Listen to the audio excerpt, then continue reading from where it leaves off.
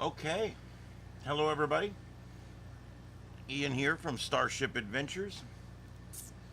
Tonight on the Sights and Sounds of Earth, we have got protesting going on in a number of locations. I'm trying to get an exact list of locations right now.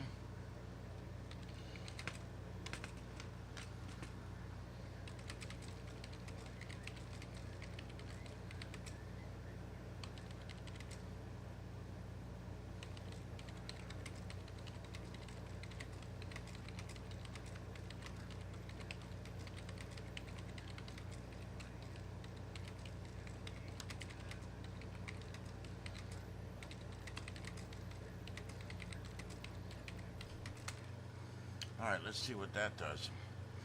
Okay, we've got a lot going on tonight. For those of you who saw my announcement earlier, we've got we're probably going to have a hurricane come really close to making landfall or making landfall in the Carolinas. And so that's our headline tonight. Oh, and another new version of ChatGPT. Well, let's see. Is it going to produce anything? I guess that's the important thing. ChatGPT has grinded almost to a halt. Everybody's noticed it. I guess they're just. I guess they're going to have to restrict something or do something because they're not keeping up with the needs.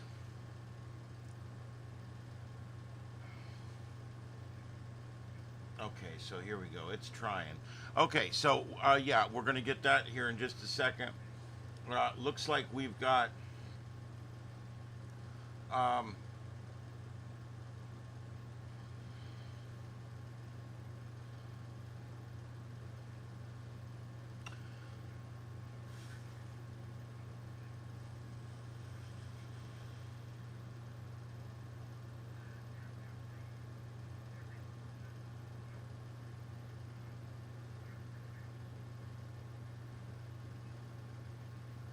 all right, protests in New York. Thousands of protesters gathered to oppose Israeli Prime Minister Benjamin Netanyahu in his visit to the UN General Assembly. I don't know why people would protest free speech. Never figured that out. We're protesting Netanyahu. Really? His country was attacked. His country was mercilessly attacked yet again.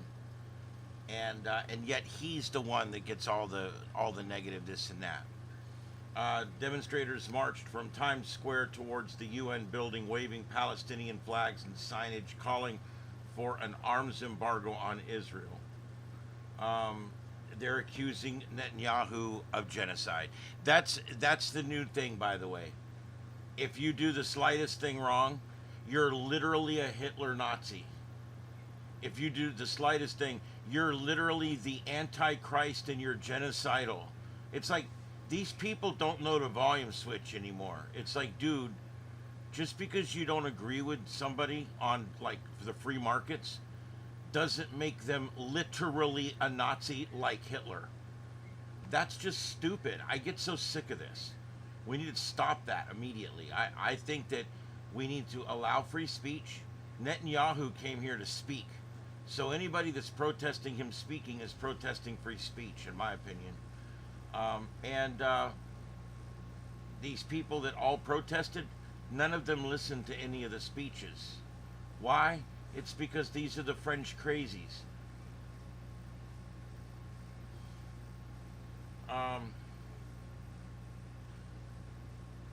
There was protests yesterday and I think again today in Broadview, Illinois, the suburbs of Chicago, and that's what these other ones are. The upper left and the upper center are both earlier today. The all the split screens, the one right above me and the one over in the corner over there, those are purported to be live, and I believe they are live right now. Those are all people that are in the crowd. And so I'm trying to bring you as many views as I can, by finding other people that are trying to bring you as many views as I can. They do the same thing to me all the time, and I don't care. So there you go. So what we're going to do here is we're going to keep an eye on this. I'm going to continue to look around for live stuff, and I will eventually replace those two top ones with live. Now, the next thing we are going to talk about tonight, and it's pretty important, we are going to talk about this thing right here, this new storm. Here we go, run the models out here. This storm is down here at the southeastern tip of Cuba, and it is moving up. Here's what it's forecast to do. These are all a bunch of different models, and it gets right off the coast of South Carolina, stalls out for 24 to 36 hours, and then it moves back out to sea again. I don't think that's likely, but it does run into a frontal system that's supposed to push it back out to sea. When this all happens, I don't know. This could actually be very bad because the storm stalls right on the coast, and we end up getting 48 hours of tropical storm force winds and rain. It also means that we might get a hurricane approach the coast but not actually make landfall. That's pretty good considering the coast is going to be on the left side of the storm. Now, when a storm goes stationary, the whole left side, right side thing doesn't really count anymore. That's a forward motion thing. If there's no forward motion, then that really doesn't have a lot of effect anymore. So if it goes stationary, then you just got a big round storm sitting out there, and that's where you're going to end up being. So that's what we're looking at here, and this is the new Google tool. For those of you, oh, you know what? I don't even have a chat room up, guys. Oh my God. Let me get a chat room up. Hold on. I went to put something in the chat room and realized I don't even have one up. So here we go.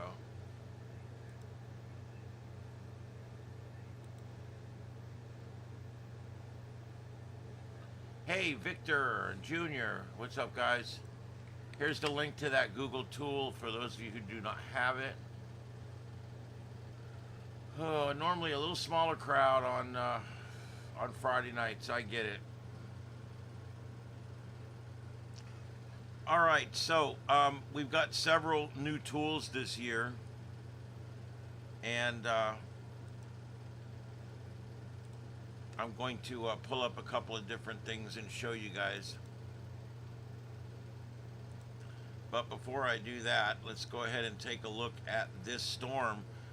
It has not got a name yet, but they're already making up basically forecast sheets for it, because we know that it is going to be something that's going to affect land. And so because of that, they've gone ahead and started issuing the graphics now. And I want you to note, there's a couple things we need to note on here. Let me get my Epic pen up. There's some very interesting things here. This storm has a stall at the end. Stalls can be dangerous because they put a storm over a specific area for a long period of time, and that can sometimes be very unpredictable. All right, so there's my Epic pen. I think you guys can even see it too. And there we go. So what we got here is this H right here. That H is 2 p.m. Tuesday. This S, which means storm, is 2 p.m. Wednesday. So what they're saying it's going to do is from 2 p.m. Tuesday to 2 p.m. Wednesday, it's going to sit 30 miles off the coast. 50 miles, 40 miles off the coast. This could be a worst case scenario for rain. Wind right along the coast could be damaging because it's going to go on for a day and a half. So this is not a great forecast. I know we talked about the fact that this is not going to be a major hurricane. I still feel pretty good about that prediction. Although I don't think a Category 2 is out of the realm of possibility at this point. But I don't think we're looking at a 3 or a 4. Hey, Red. So there you go. Everybody else that's coming in, thank you for being here. Go ahead and throw your name in the chat room, or just let us know you're here so we know who's here. and I would appreciate it. Yep. All right, so there we go. We are watching this because, of course, someone is going to get this in the Carolinas, probably South Carolina. But are they going to get a direct hit? According to the current forecast, this thing stops right at the coast and then begins to regress back off the coast again.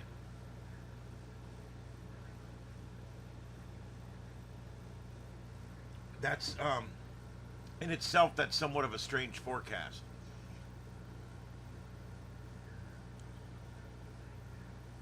Yep.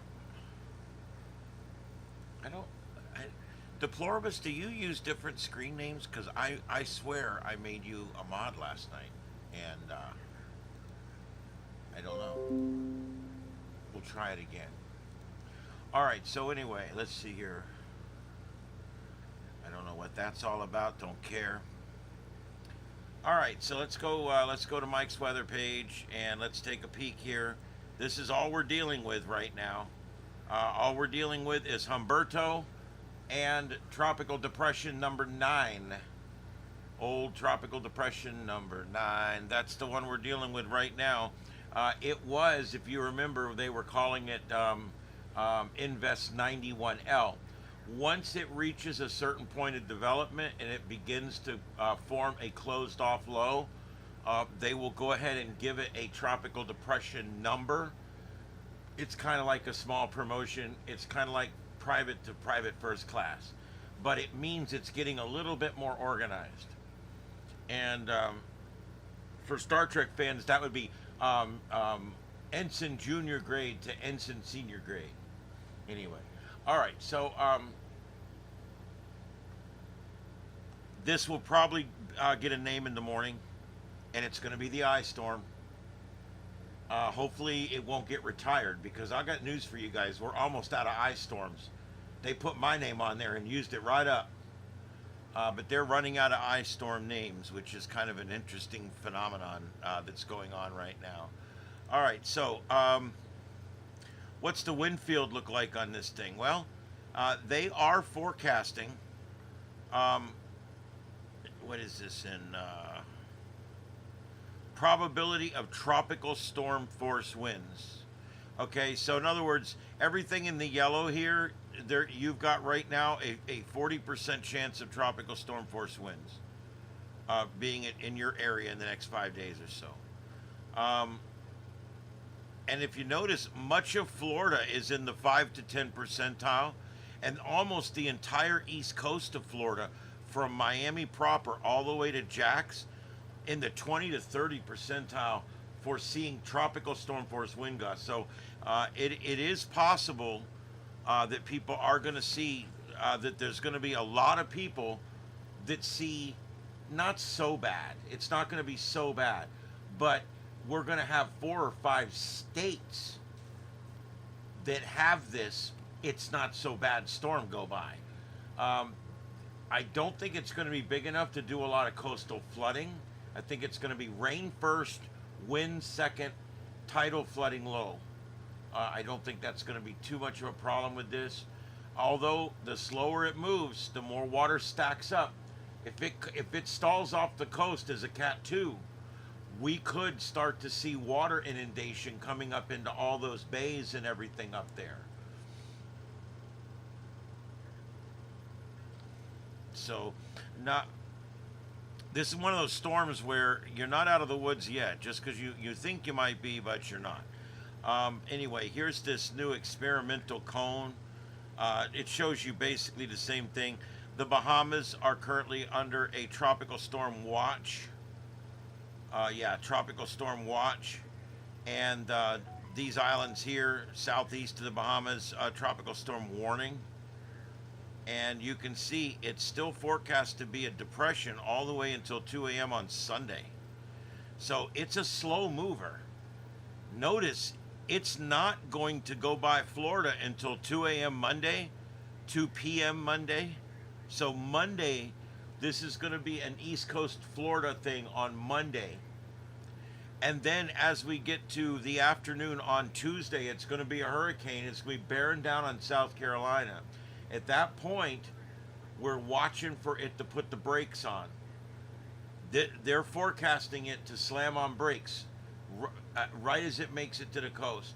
Now, there is a few models showing that. There's also a bunch of models showing it going straight in. So you can't rule out either one of those scenarios right now. You also can't rule out 70, 80, and 90 miles offshore, it suddenly turns and heads out and we're done. That could happen too. So it's hard to really figure out what's going to go on right now. Notice the cone is really big out here. The cone of uncertainty, if you will, not the cone of shame, the cone of uncertainty goes literally from just north of the Space Coast of Florida right there, all the way up here just south of the Outer Banks. So we're not sure where exactly is going to get the most impact. And even though South Florida and Central Florida on the East Coast are not in the cone right now, that does not mean that they will not see tropical storm force conditions, some tidal rise, not a lot, but some tidal rise, a few feet of surge maybe, and they will see that onshore stiffening wind. But of course, the rain, we got it. If this ends up being a big rain event, it's going to take several days for it to go by. On this coast, they're not forecasting much in the way of all.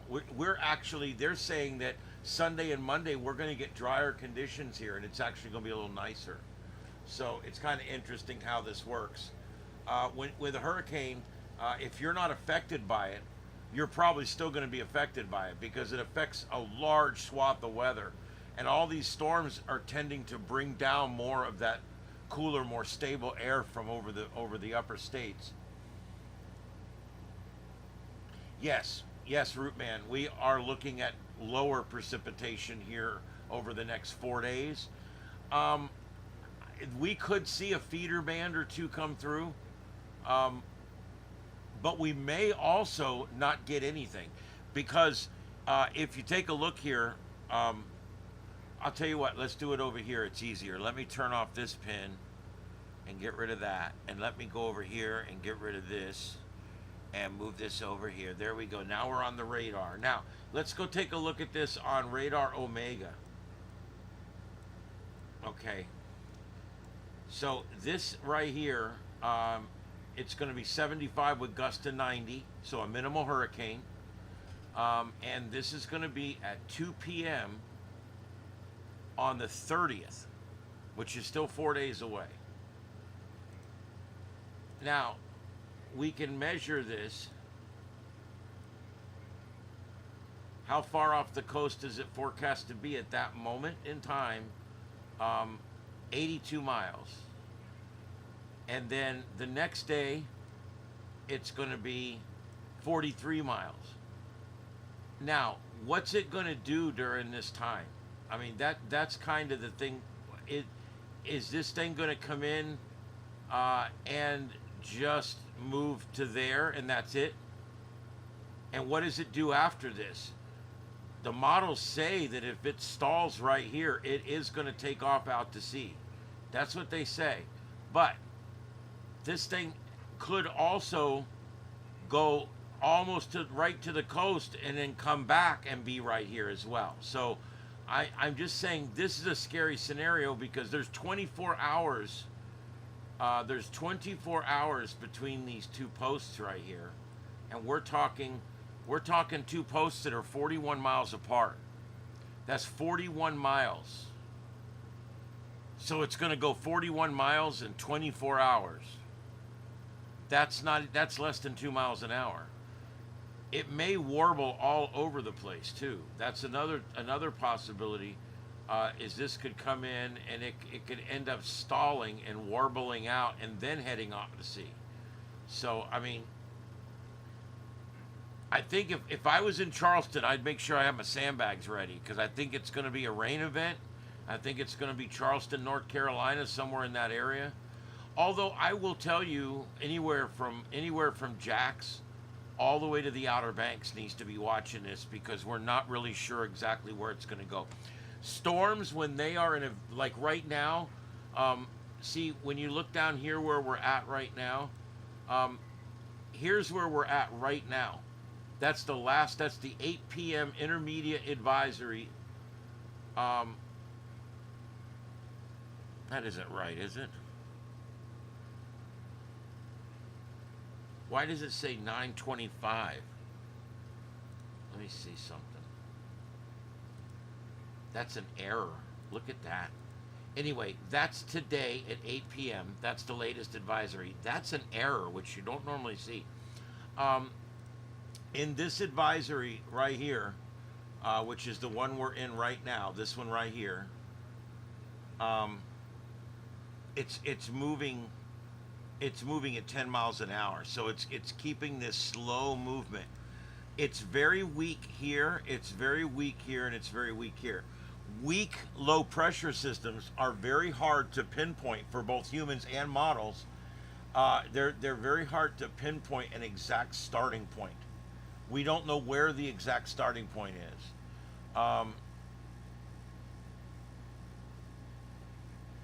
Yes. If the Hurricane Watch Net is activated, I will have a channel dedicated to the Hurricane Watch Net. I put the 40 meters in one ear, the 20 meters in the other, so you can listen to them both.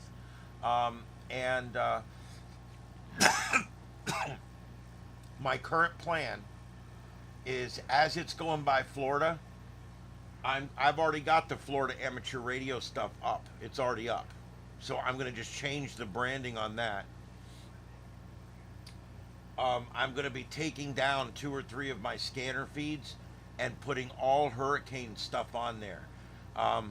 What I'm going to do is one of them is going to cover all the fire departments in the closest 5 counties. And I'll keep every 3 or 4 hours, I'll move it up. And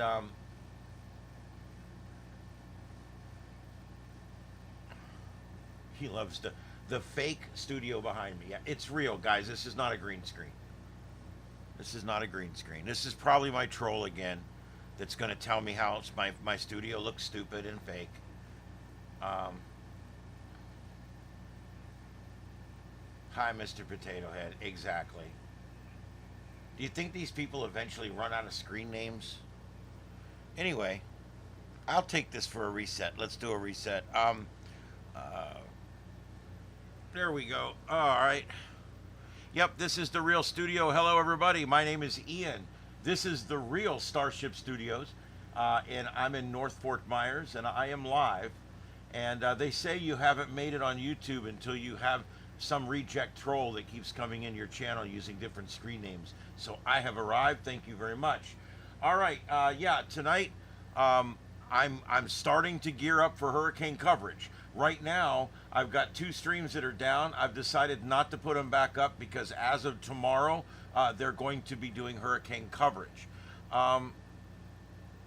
Yeah. So what we're going to end up doing, you know who you are, Mr. Potato Head.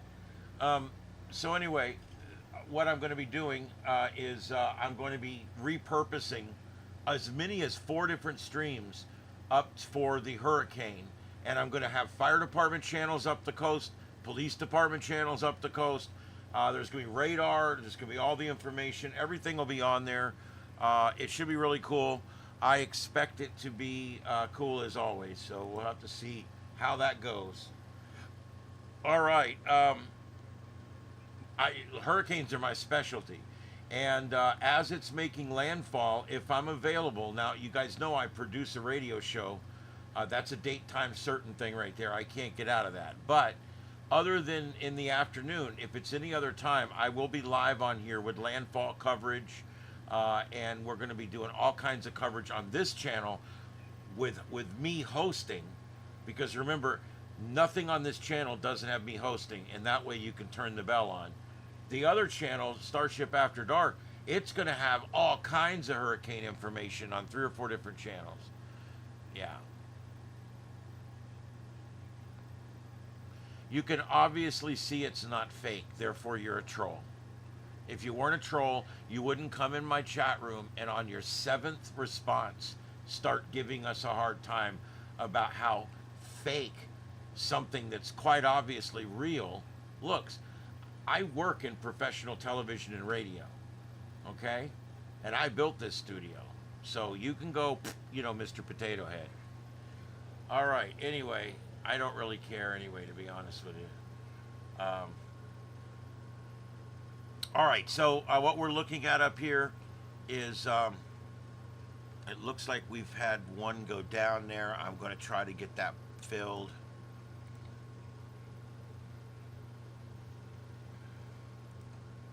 Let me get that filled. There we go.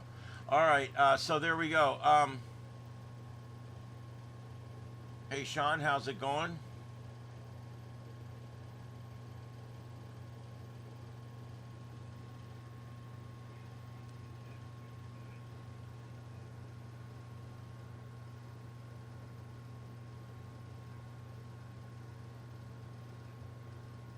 Do you believe people that come in and they're like, they immediately give me the same exact hard time that the last three trolls did? It's like, we know it's you, buddy.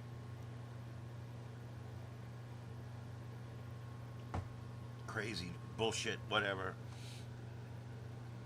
All right, so let's finish up with the tropics here, and then I got a few other things I want to get into.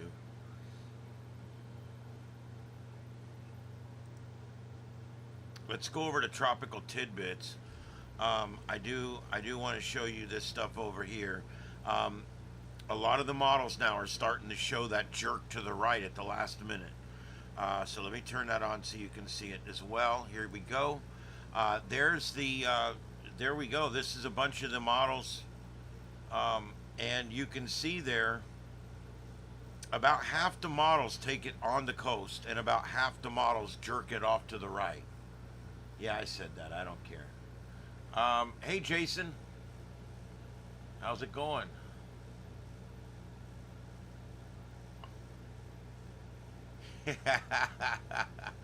That's so true. That's so true, Red. I don't know. That whole number one commenter thing, I don't even know how that thing works. I watched a little video on it for creators, but it was like, oh, okay, whatever. So I've left it on because I want to see if it is beneficial for us. But yeah, who knows? All right. So anyway, there you go. That's that. And the upper two are earlier today in New York and Chicago. And the one above me here and the one over in the other corner that ran out, those are both live. So the one right above me is live right now. There's three different upright views. God, I hate upright views. They're just about useless. And you know why people use vertical? You know why? I don't either. And you want to know something else? I actually do know why. Because humans suck and they're lazy. People don't want to hold the phone like this because it hurts my fingers. I want to hold it like this. I want to hold it like... They want to hold it like this is how they want to hold it when they're videoing. In the video. That's fine, except it affects all of us. Now I get clouds and feet and road and power lines and all kind, but I can't see the people that are talking. I just absolutely hate vertical format. And by the way, you want to know how to defeat vertical format? And a lot of people are doing this. I will not watch a regular video or a live video in upright format. If I click into it, the moment it comes up and it's upright format, I click out of it. And what that does, it shows YouTube I didn't want to watch that video, and it knocks down the algorithm.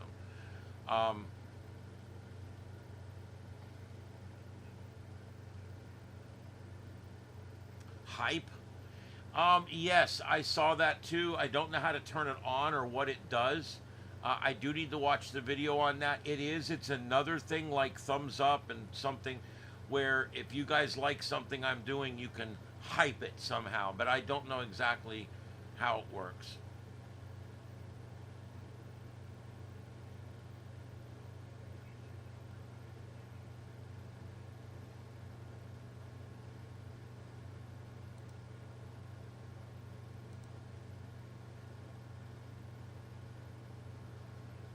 Anyway, all right, let's see here.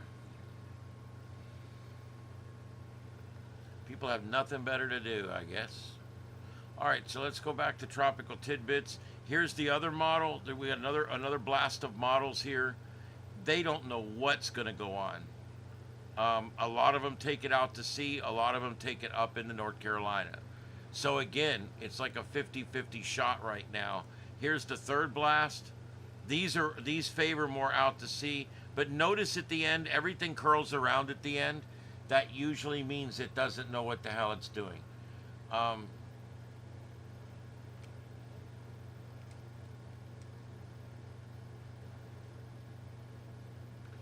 Yeah, I hate the upright format. I just hate it. Yeah, I think they're just rolling it out. I will go ahead and do it as soon as it happens so we can see if it's something we like. Now, the intensity guidance on this has come up just a little bit. If you remember yesterday, everything was down in the green.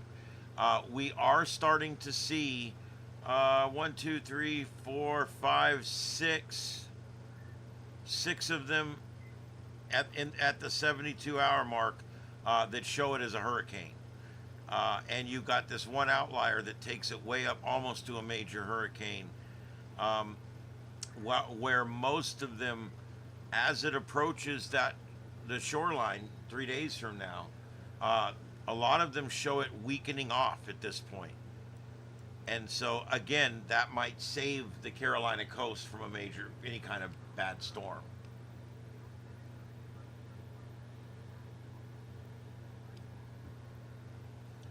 I'll look into that hype.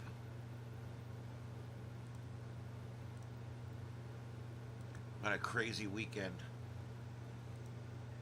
This is what it looks like. It's not really doing a whole lot. I mean, it's you can start to see some really cold cloud tops there. The center of circulation, I believe it's down over in this direction, right around there. But we're starting to get a central dense overcast, and we'll have to watch for that. This is the Keys up here, by the way, just outside of your view. Florida Keys right up there. And then the uppers of Bahamas are these upper islands up here. Not really sure exactly what this one's going to do. We are pretty sure it's not going to be a major hurricane. That's the good news right now. All right, and then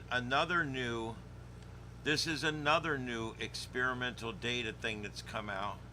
And of course, I have to switch the views here so you guys can see everything. But this is kind of cool. This is showing you a bunch of the models and all the consecutive runs. And you can see many of these still take it right onto the coast.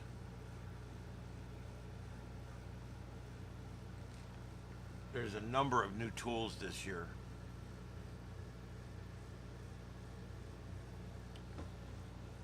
Okay.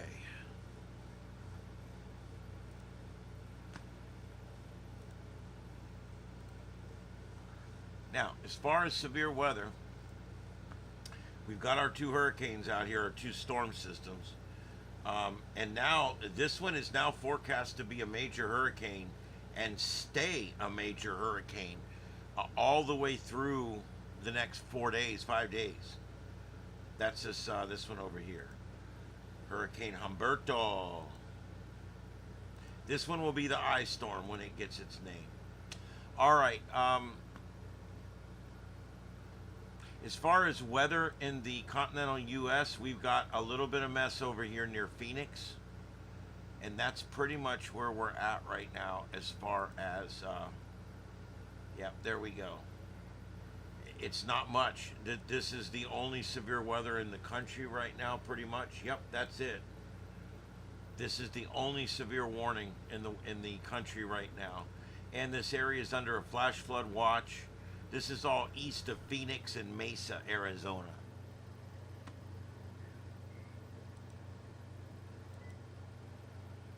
And that's it. There's not a lot more as far as severe weather goes.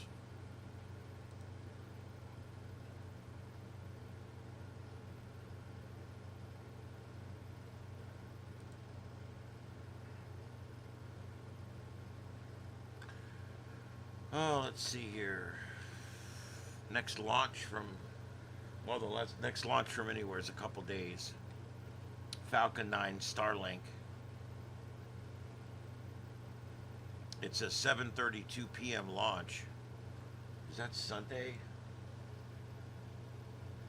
That's, yeah. I might go on with that. I might go on early Sunday. I want to see how it goes. I might go on early Sunday and we'll do that launch. No, it's going up from California. We could still do it though.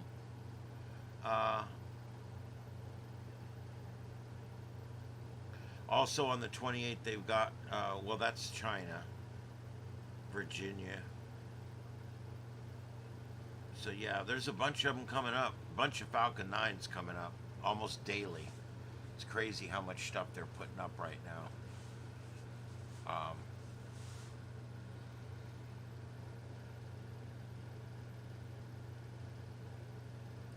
I did get a little bit of sleep last night. It was better. I'm not going to say it was awesome or anything, but it was better. I feel a little better tonight. I've got a long night ahead of me. I still have 2 shows to produce and dial in and put in at the station. So, but I feel a little bit better tonight. I'm going to go at least to 90 minutes to 2 hours.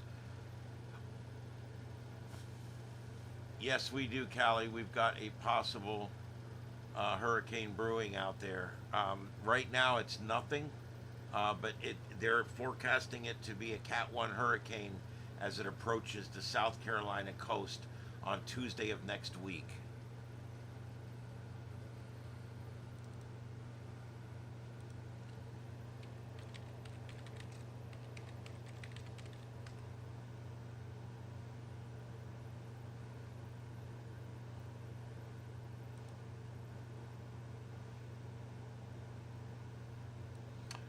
All right, let's take a peek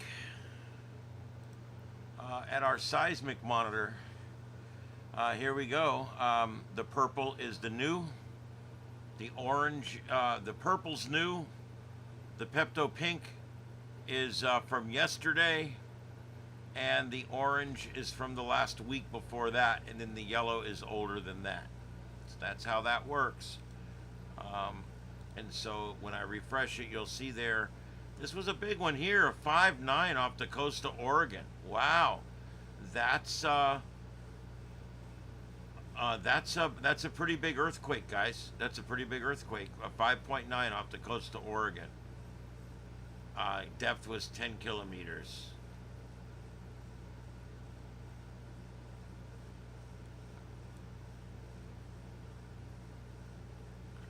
That looks like one of the bigger quakes today. There was a big one down here yesterday in South America, 6.3 and a 5.8. And then again here, there was a few of them off the coast of Mexico there, south of the Baja.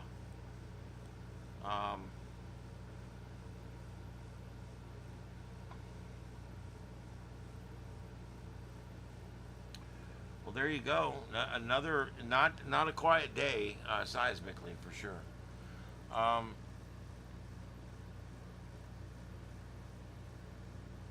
Yes, I will. If nothing else, I'm going to be in the car quite a bit on Saturday and Sunday. Tomorrow, I got to drive down to Naples. I got to drive out to Buckingham and pick up some equipment. I got to drive to Naples and pick up some stuff and work on a computer. And then I'll be back. And then on Sunday, I got to drive to Venice and back. So what I was going to do is just call you on one of those trips, and then we have plenty of time to talk. Yeah, there you go. We'll have to watch for that off the coast of Oregon there.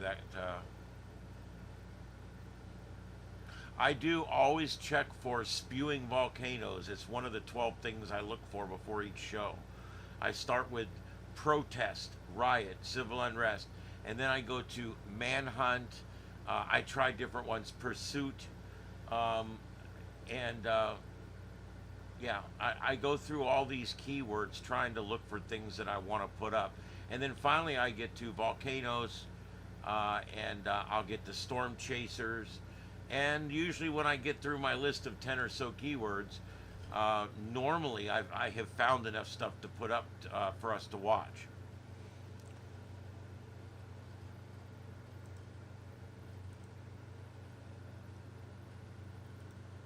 And again, this is really the only severe weather in the country. We have no storm chasers out tonight at all.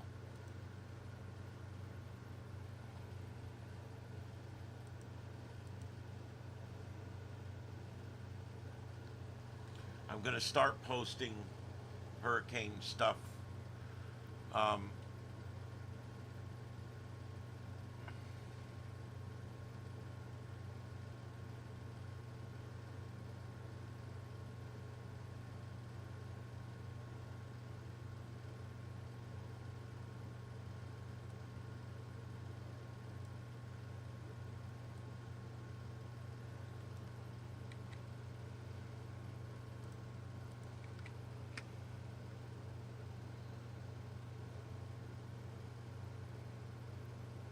I assume, I just looked it up. The most active submarine volcano near Oregon is the Axial Seamount, located about 300 miles off the coast along the Juan de Fuca Ridge. Scientists are closely monitoring Axial Seamount due to signs of impending eruption, including increased seafloor earthquakes and the recent infiltration of the volcano's surface from magma accumulation. An eruption is considered possible by the end of 2025. Although it would not be explosive, it would likely go unnoticed on land.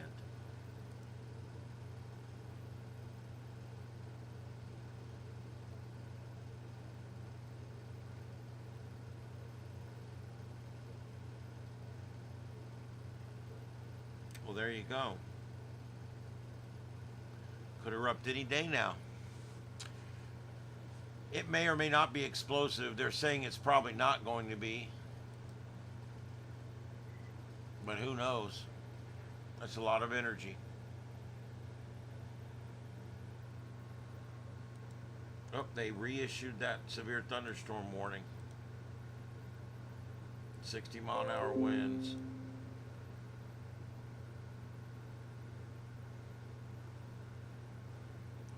All right, let me look for the protest stuff again. If they're still marching and it's after dark, then there's, as you guys know, the potential starts to go up for rioting. Although I will admit I haven't seen an actual riot in a long time. Which is a good thing.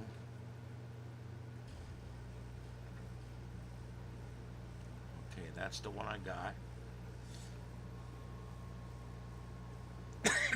The hard part is there's a lot of protests around the country, in Israel, in Madagascar, in India, in Gaza, in 3 places I can't pronounce because I don't know how to read squiggly squig. Um,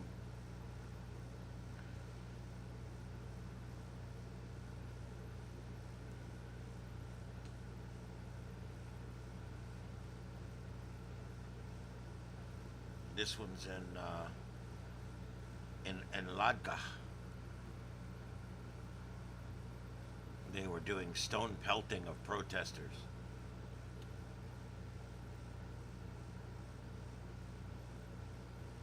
People don't know what it's like here, man. They go up and they spit in the cops' face and they throw stuff at them. Now, I don't agree that the cops always handle it right, but what do you expect? And it's like, and the cops still treat people mostly pretty dignified in these riots because they know they're on camera. And what ends up happening is they end up, the cops are chill, and sometimes it still gets violent. But these other countries, it ain't like that. They approach the cops just start beating them with clubs and shooting stuff at them. I think it's another example of how we've actually got it pretty good here. Um,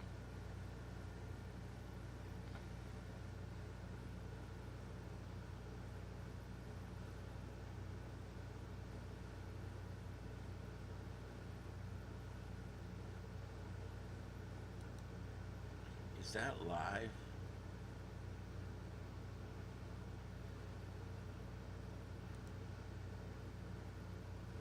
Oh my god. Alright, I'll put it up. I'll bite. This is the Skid Row cam.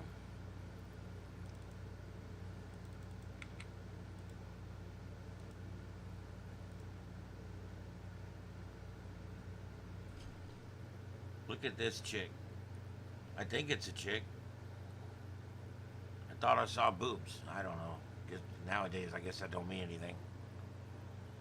What in the hell is wrong with these people? Look, her head's right. They're literally driving right by her head.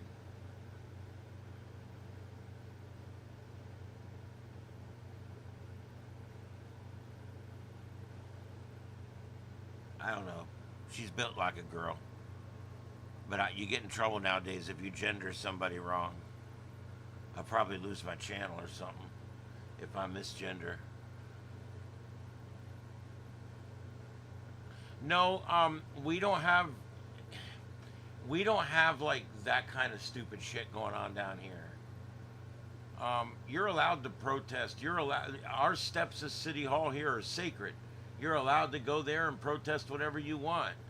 And they test the cops here all the time. Trust me. Jeff Gray, Honor Your Oath. There's a bunch of these guys. Long Island Audit. They've all been down here testing the First and Second Amendment down here. And our cops are kind of tough on stuff down here, but they do keep it legal pretty much. Yeah. They don't really play around as much. If you go out and you block the roads with your protest on purpose, like you lay in the road, like these Greenpeace people and all this, they lay in the roads. The cops just pull up and arrest you and put you in jail for blocking the road. There's none of the bullshit. Nobody gets beat, nobody gets tasered, nobody gets maced. They walk up and they put you in cuffs and they drag you over to a car and they stuff you inside and they drive away. And then the road's open again.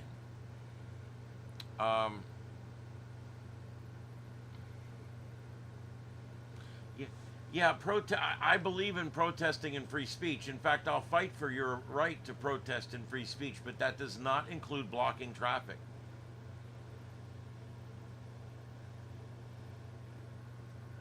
The Constitution protects you for legal assembly. The moment you start blocking traffic, you are no longer legally assembling.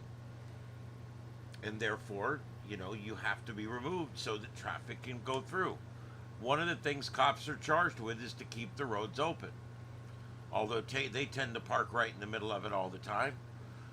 But yeah, I think it's important that, I think it's really important that we recognize that we can't be blocking the roads. That's become a thing over in Europe.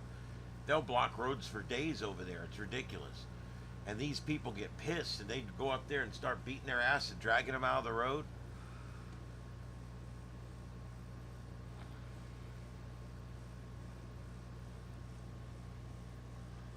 Somebody gonna help this pile of excrement? I'm not even sure if this is live because I'm not sure if this is even live because it should be dark there. This is or no, wait, no, this is in LA.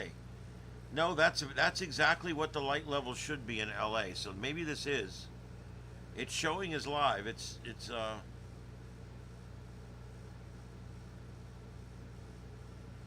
I mean, why lay in the street? I would at least go lay on the sidewalk. But see, it's phonics. He's hooked on phonics. He doesn't want a place to stay because if he has a place to stay, he won't be near the drug he needs to get. That's why they live on the street. Proximity. Convenience. Most of these people don't have transportation, so they've got to be right near where the drugs are that they want to get.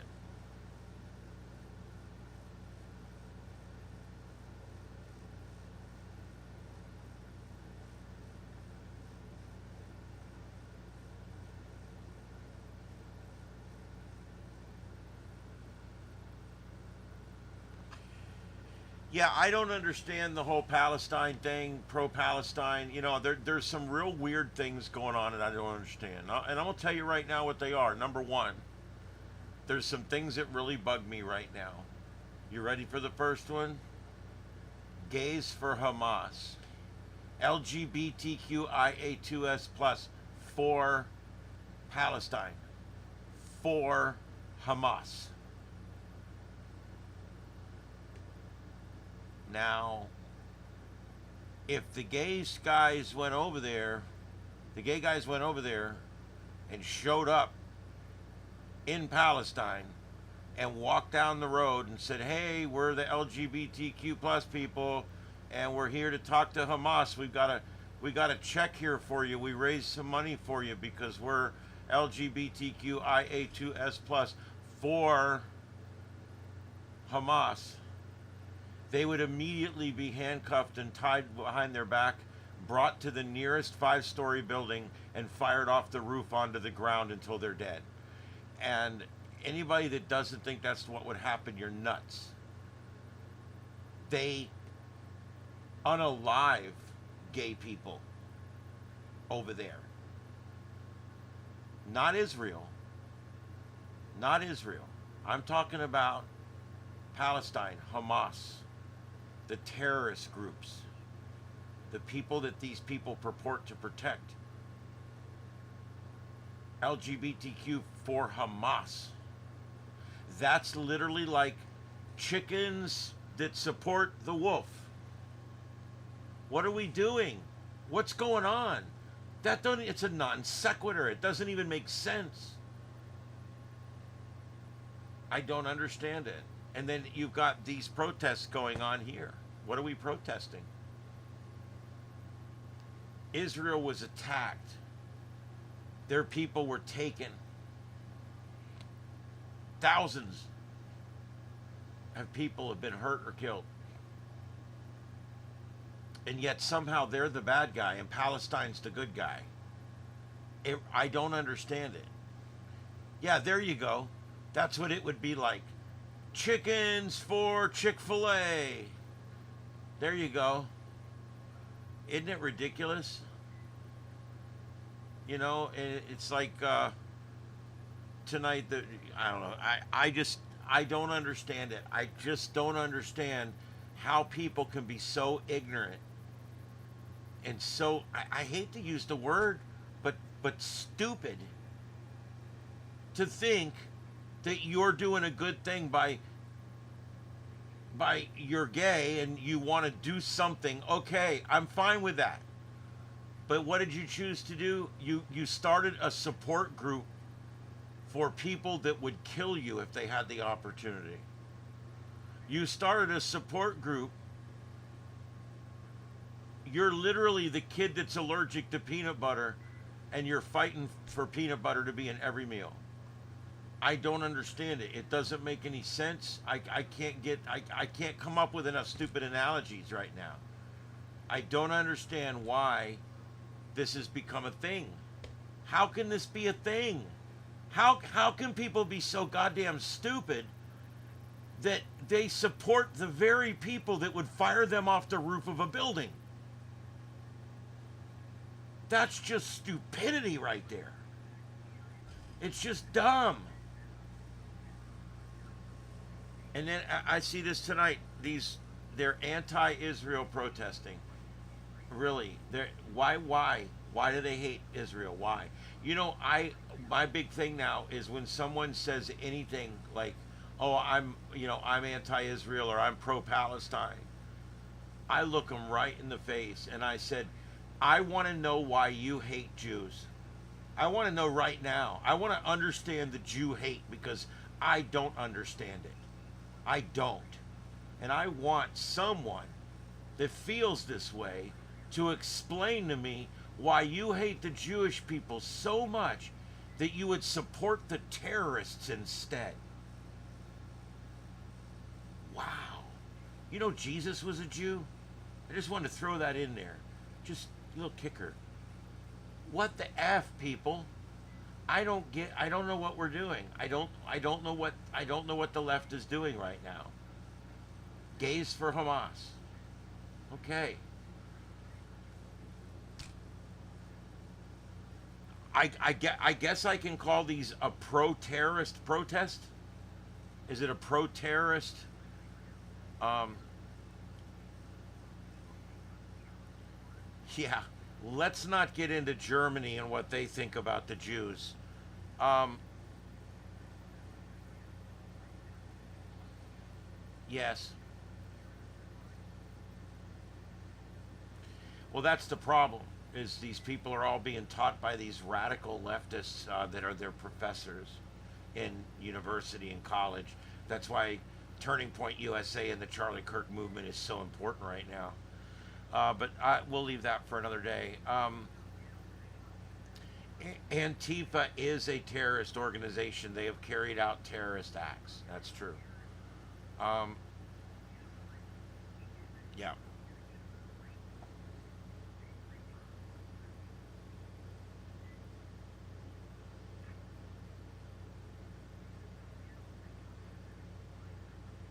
I don't even know what's going on that camera now.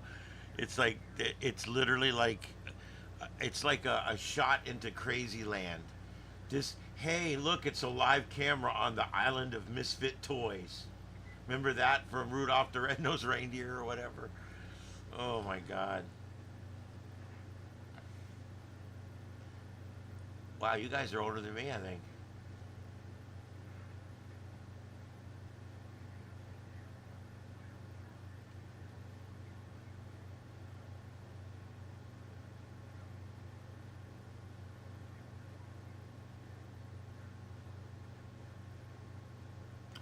Yep, I think that we had a girl that was interviewed on our morning show this morning. I listened to the interview on the way to Venice, and she was a local girl that's a homeschool kid. Homeschooling's become big down here in Florida because you can homeschool your child and get the $8,800 that was going to go to the public school for your kid. You can also send your child to private school here in Florida, and they'll give the private school the $8,800 that they would have given the public school. It's called True School Choice, and it is amazing. And so this girl has started a Charlie Kirk movement group, a Turning Point USA chapter, amongst all of the middle and high school homeschoolers in my county. And there's like 1,000 of them. And they're getting together, they're signing up, they're creating a chapter, they've got all the paperwork going, the parents are helping, and we are going to have this huge group of Turning Point USA kids that are out there countering the left propaganda, and this particular group is going to be homeschoolers. They're not even in a school; they're homeschoolers, but they all still get together and stuff. And um,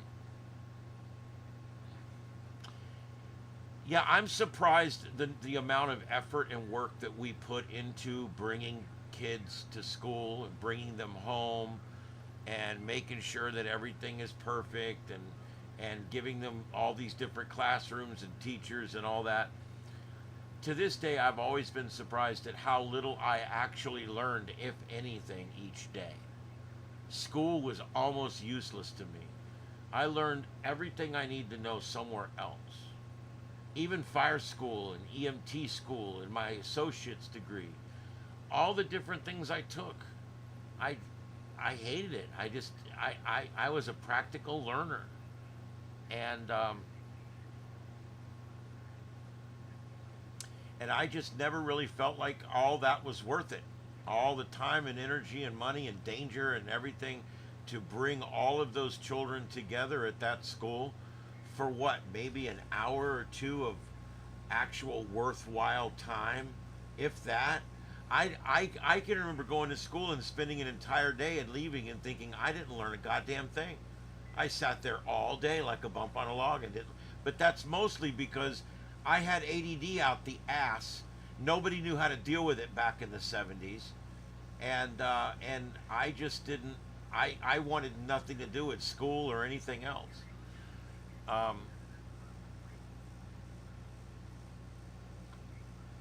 I don't know that teachers are any better dealing with ADD now, but they medicate the shit out of you now, and that kind of helps a little bit, I guess. Um,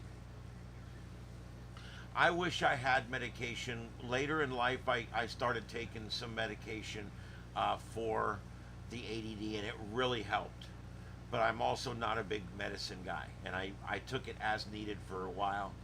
And then when I got out of administration and got back into broadcasting and doing other things, I no longer needed it. And I don't like taking, I take no medications on a regular basis. I don't like doing that.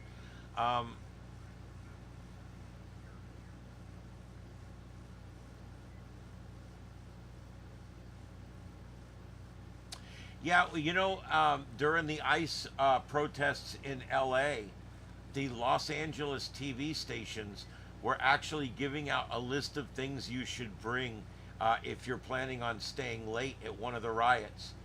And it was things like a flashlight and a gas mask and some eye protection and I'm thinking,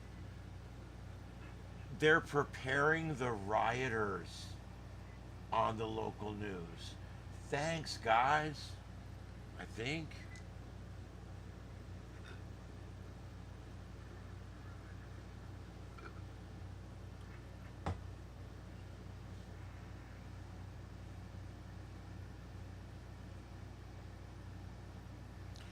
Yeah, I was totally disenchanted with my public school time. Um, I guess it's better than nothing, but it was just such a waste. Um, it bugs me when I see the schools here, and then I find out that we have some of the better rated schools in the country, and that our country has some of the better rated schools in the world. Kind of makes me wonder.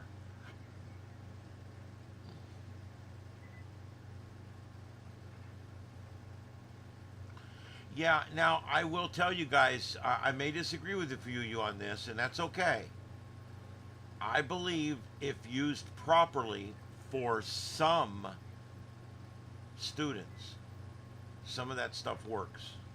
I think they use way too much. I think they use it on way too many, and I don't think they do enough to regulate it right.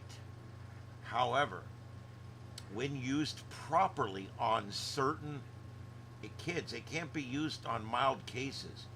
It needs to only be used on children who are deemed dysfunctional, completely dysfunctional. And then you can use a Ritalin or an Adderall in small doses when necessary. Not something you take all the time. You take one a day right before you go to school, that type of thing. Um, I'm not totally opposed, but I think it's overused.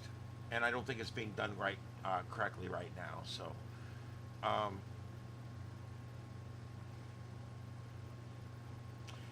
deploribus. I think there's some validity to what you say there. I do. Um, yeah, Junior. It's not necessarily what they're doing; it's how much they're giving. And also, I think they give it to a lot of kids that don't need it. I think they should only give it to children uh, that are debilitated by the process. Um, if they're just misbehaving a little bit, then maybe discipline's the answer. Then again, I don't believe in just beating children. That doesn't seem to work either. So I don't know. I don't think we should go to medication first. Let me just put it that way. Um,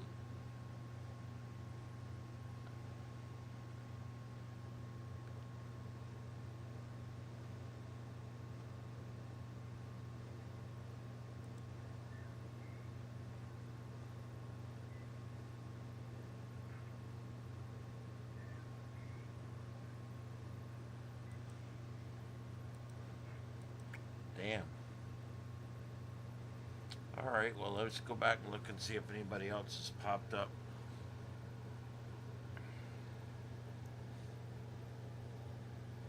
Um, I don't know when we'll do it, but in the next couple days, there is some new, not anything real big, but there is some new information on that 3I, the international or the interstellar object. We are going to do some coverage with that coming up. I do have a little bit of information, and I'm going to pull some more I do believe that we've got enough that we could do a talk on that probably Sunday night. Uh,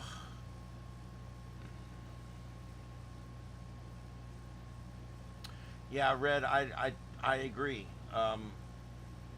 But where do you draw the line? It's difficult because I don't think that every doctor that's issued some kind of drug to a child to try to get their schooling and their behavior back in order is wrong. But I also believe that there are a lot that is wrong, and I don't know. I don't know where we go with that.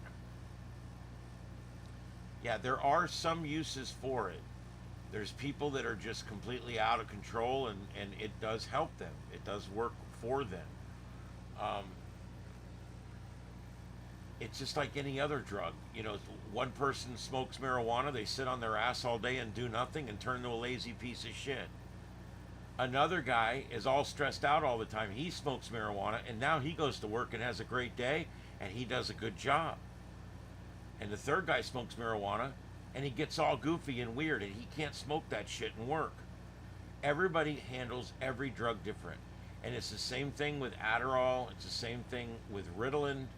It's the same thing with any of these drugs. Whether you're talking about narcotics or barbiturates or any of these, everybody handles it differently. They're working with poisonous mushrooms right now, what they call psychedelics. And they're working with those with patients that have prescribed mental illness. And what they're finding is these psychedelics get through to these people. It gives them periods of clarity and things like that. And so it's not just marijuana. We're finding that a lot of these drugs they were street drugs, but they are actually worth something when they're used properly, just like any other medicine. Um,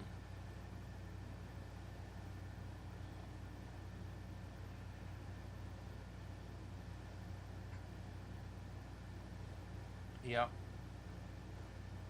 Antidepressants, are they? Again, I'm not against antidepressants. I have a family member that they help. Um, I also know that I tried 3 different ones and did not like any of them. And again, I don't take any medications for that reason. I generally don't like medications. So, um,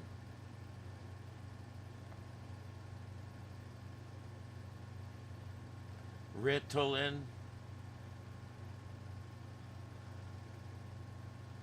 Oh, Ritalin. Yes, yes. Oh, what was the name of that episode? They went to this man's planet, and come to find out, the man had a big part in our past. But they went there to get a drug called Ritalin, which is spelled the same way as Ritalin, pretty much. They just put the emphasis on a different part of the world, the word. Um, yes, ketamine. See, even things thought of as poisons like fentanyl. Fentanyl's a poison, but given in just a small enough dose, is a great medicine for someone who's terminally ill with cancer. But look what it's turned into. Um,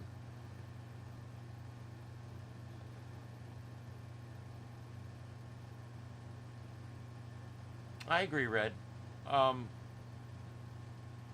I can't believe some of the things doctors do nowadays. Between pumping a bunch of kids full of Ritalin before we try anything else, the giving puberty blockers to 14-year-olds, and then of course you get into 16, 17-year-olds, 18-year-olds, um, getting the lopidectomy surgery or the addictomy surgery. Um, I look at stuff like that and I'm like, what doctor would do this? What if they regret this a year from now? They haven't even formed all their brain cells yet, for Christ's sake. Um, yeah, fentanyl is great. And in your case, it was used once. That's fine. Now, if they sent you home with it for 10 days, you'd have a problem. But that's what fentanyl's for. When my dad was in a hospice, we had him on fentanyl patches. He was in a lot of pain, and those fentanyl patches worked for him. But we had to be careful with those things, man, because if you got it on you, you couldn't touch those things. We had a patch that went over the patch to make sure that there was no anything. Um,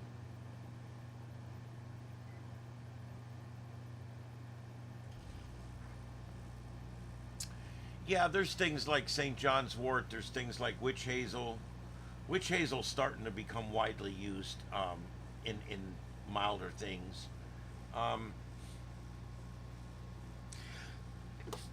I think a lot of it is we don't get enough of a reaction from the natural stuff. It works, but not well enough. It's like I know there's 3 or 4 things I can do for a headache, but I know taking 4 Advil's the quickest way out. And so that's what a lot of people do. Um,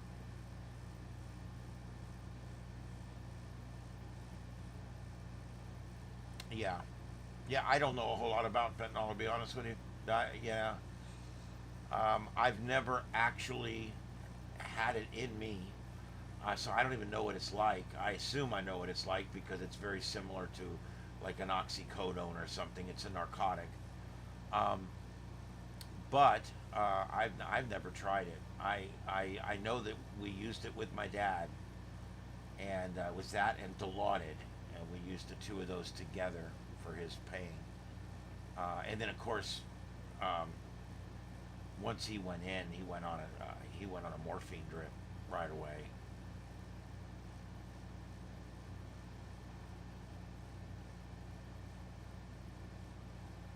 See, we need fentanyl. I know nobody wants to say this, but I went through this with my dad. He needed that.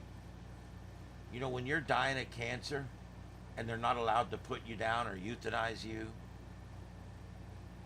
we've got great hospice care down here. Great hospice care. And if your loved one wants, they'll just put him out. And they'll just put him out and keep him completely out, which is what we ended up doing with my dad. Um,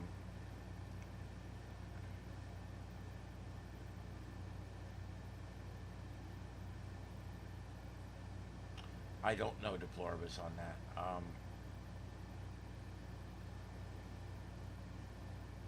Yeah, so I don't know. I know that I honestly believe that, hospice is about the best thing we've got going for us right now. They don't charge you anything. Your loved one goes right in there. They take care of everything. When my dad was diagnosed with terminal cancer, 2 hours after the diagnosis, this man walked in and he introduced himself to me. And he said, "Can we step outside?" And I said, "Sure." And he says, uh, "I'm here to help you with your dad." And I said, "Where are you from?" And he says, "I'm from hospice." He said, are you familiar with hospice?" I said, "Yeah, I'm a retired fire chief. I'm very familiar with hospice." I said, "You guys are great." He says, "Well, we've got everything you need. Your dad wants to go home. So we are going to send everything to your house that your dad will need. And then when your dad either moves to a facility or when your dad passes away, we will just send a truck to pick it back up. It'll never cost you a thing." Really? Okay. Didn't think nothing of it. Gave him my address, called my brother, said, "Hey, bro, be over at the house. They say they're coming over in a couple hours with all the stuff Dad's going to need because they're releasing him this afternoon to go home and spend his last few weeks at home." And I worked with the guy for a little while. We talked about some stuff. And my brother called me back. We were getting ready to leave the hospital. My brother called me back and he says, "Hey," he says, "they're moving in." I go, "What do you mean?" He goes, "We've been moving stuff out in the garage. We've been moving our stuff out in the garage to make room." He said, "They're everything." He's getting a hospital bed. He's getting walker, wheelchair. He's getting the big up and down tray, one for the bedroom, one for the living room. He's getting this organizer for his pills. He's getting all this stuff, and he's just telling me this. He's getting the the toilet that goes next to the bed. He's getting a shower chair. Dude, I swear to you, it was like 60 items on this list. And they dropped it all off. And a lot of it was like as new or near new or in perfect working condition. My dad came home, he spent, I don't know, maybe a week. And the pain just got too bad. And he said, take me somewhere where they can take my consciousness away. And I don't want to be here anymore. I need to go. He wanted to be put down. He wanted to be euthanized, but we don't do that. If I could have euthanized him at that moment, I would have, because illegally, because that's what my dad needed. I know my dad. When he grabs my hand and tells me, end it now. And so we brought him. We had transport come and bring him to hospice. They came the next day and picked everything back up and put the house right back the way it was, like it never happened. And my dad went into care, and they immediately gave him some drugs that would basically keep him in an unconscious state. And he died 2 days later in the middle of the night.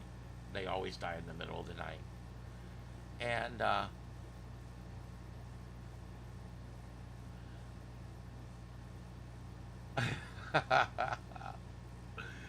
yes, there's two kinds of surgeries. There's the addictomy, which is when you basically take what's there and you make it into a penis. And then there's the laparotomy, which is when you actually take the penis and turn it inside out and put a hole in the middle of it and sew it on like that, so that hopefully there'll still be some sensation left. Well, if you want to know, I'll tell you. Both surgeries destroy your sex life forever. I'm just putting it out there. I don't care what these doctors say. The suicide rates among transgenders are 10 times that they are for the rest of us. I feel bad for them. I really do. I wish more was done to make sure people were doing what is best for themselves. All right, but anyway, so to end the story, hospice, it's just a necessary evil. It's absolutely necessary. And it's the bright light at the end of the tunnel, because there's nothing left for your loved one. They reach a point, like my dad was so ate up with cancer. They said it had spread all over in his body, and he was completely cancerous. Lungs, liver. He was a smoker early on, and he also was a drinker, and he was just ate up. And the doctor told us he has maybe 2 weeks, and he lived almost 2 weeks. And it was just, I don't know, you learn a lot about hospice during these things, and a lot about the way things work in the world. And I just don't understand why we don't have euthanasia here yet. I guess we kind of do. Hospice can basically bring your consciousness away. They can push the right drugs on you to take your consciousness away, and then your body can die fairly quickly. But it's still not the best situation. I think that we're mature enough as a people right now that if my loved one decides today that, hey, look, my quality of life's terrible. It's just terrible. I hurt every day. I'm terminal. I'm going to die anyway. Can we go ahead and just plan it for Friday? I'll spend the last couple days with you guys. I'll watch my favorite movies. I know, guys, I know this sucks. It makes me cry to think about it. But isn't that better than laying there with your guts rotting out? In excruciating pain. Cancer is the most painful way to die. And since everybody in my family seems to get it, it seems like I'm going to end up getting it too. And it just really bugs me that we don't have this yet. Why assisted suicide? Why do we not have this? Why does it have to have such a taboo wrapped around it? We choose to bring life into this world. Why can't I, as an adult, choose to bring mine out? I don't understand it.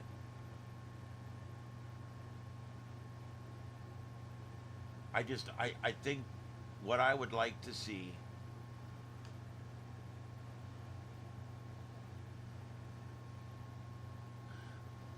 Okay, deploribus, I agree. I even the girl that's 16 that has anxiety so bad that she wanted to be put down, they killed her. I don't agree with that. She's 16. We got the rest of her life. Let's work on this. But I'm talking about people who choose it because it's the end of their life. When you're told, hey, you're ate up with cancer inside, you've got 2 or 3, maybe 4 weeks left, you should be given the ability to pick the day. That way you don't have to do those last 2 weeks or that last month. Those last couple days are bad, dude. The pain my father was in, my grandma laying there in hospice for days and days. No feeding tube because it's hospice. But she had a massive stroke. She was dead, but her body was still alive. And so we had to wait days and days while her body died. It was just terrible on everybody. And she would not have wanted that. She would have wanted to be euthanized right after that stroke because there was no chance of her coming back. It was devastating. My mother and I had this discussion the other day. She's not at the point yet. Please don't think that. She's actually doing pretty good. She every day a little bit of improvement. But it really bugs her that she does not have that opportunity or that option. It really bugs my mom that she doesn't have the option to do it when she wants to do it. To close the book when you're ready to close the book. I mean, doesn't need to be any more simple than that, right?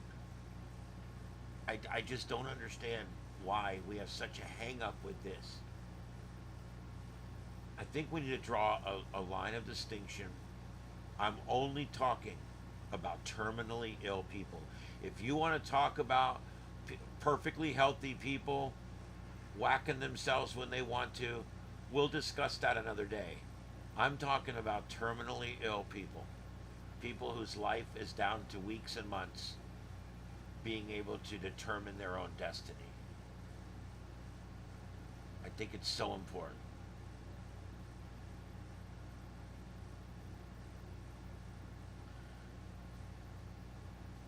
I don't know. I also know there's cases like Terry Shivo that have bugged me and haunted me for years. That girl was a vegetable, but there was still some of her in there. I think her soul was still in there because sometimes they would see signs. The parents said that they would keep her forever, that they would protect her, they would pay for her, they would do everything necessary to keep her alive, and to keep her fed and to keep her going, and hopefully she would maybe come back one day. The husband wanted her dead. He wanted her dead. There's life insurance involved, there's lawsuits involved because of how she died and everything. And the husband wants her dead. Well, in that state, as it is in most states, the mother and father, they have no say. Once you're an adult, they really have no say anymore. And once you're married, they certainly have no say. Your significant other does. And they killed her. They let her die. That mother and father had to stand there and watch their daughter die. And that has haunted me for a very long time. I don't know. I don't know. What do you guys think about that? I don't want to be hooked up to a machine either. That's the part that really bothers me. I'm the first one that says, pull the plug. I'll sign a living will. At this point in my life, I still want CPR. I want life-saving measures, but I also do not want a prolonged breathing event. I don't want to be on a breathing tube for more than a day or more than an hour. So that's where I'm at. Now, like my mom, she's 81. She wants a DNR. She wants a do not resuscitate. Because at 81, if they do CPR on you, the damage will be so bad that you're going to die anyway just from the CPR. Anybody over 70 should have a DNR because you're not going to survive a CPR incident anyway, and it just makes it a better day for a lot of other people. I pulled up one time on an engine. I was the lieutenant in charge on an engine. We pulled up first. We get there. The guy's full arrest. He's still warm, no rigor. He looked like we were, no lividity. We were ready to roll. We ran on it. We started working him. We slid him off onto a backboard, took him outside, started working his ass. Boom, boom, boom, CPR, 15, 1, 2, 3, 4, 5. And we're working him and we're working him. And the wife shows up and she's freaking out. What are you freaking out? He's got a DNR. He's got a DNR. You're not supposed to do CPR on him. I need to see the DNR. Okay, he's supposed to have these things around the house to let us know. Yeah, you're correct, Junior. CPR is a traumatic process that kills the people a lot of times. The CPR kills the people. However, they were dead anyway, so you got to try. But once you reach a certain age, the trauma of breaking your chest plate loose in order to allow it to work your cardiac muscle, because that's what has to happen. They got to break all these points loose. If you do CPR really lightly, you're not saving anybody. If you don't feel all the crunching going on, you're not saving. When I was an American Heart Association CPR and first aid instructor for years, and I used to teach people in my classes. I used to teach them, if you're not going to break the ribs, don't bother doing the CPR. Because you get these little 90-pounders, they run up there, okay, 1 and 2 and 3 and 4. I'm like, no, get up on top of them. Use your body weight. 1 and 2 and 3. You got to get this much meat when you go in, or you're not saving their life. And sure enough, that's, over the years, that has proven to be the case in almost every case. Is you really have to do CPR is generally never done hard enough to actually get the job done.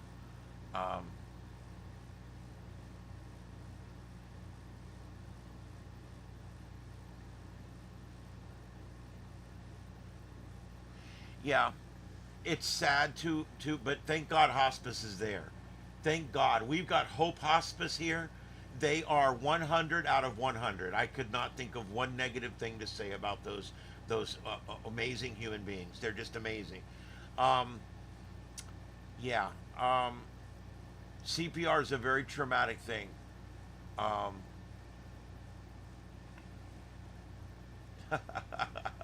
Heath, let's talk about something more fun than death and hospice. All right. Callie asked about Strange New Worlds. God, I don't know. Have you watched the first 2 seasons, or are you starting to watch from scratch, or have you watched the first 2 seasons and you're asking me if the 3rd season is worth watching? I'll tell you what. The first 2 seasons are definitely worth watching. If you enjoy the first 2 seasons, then you watch the 3rd season.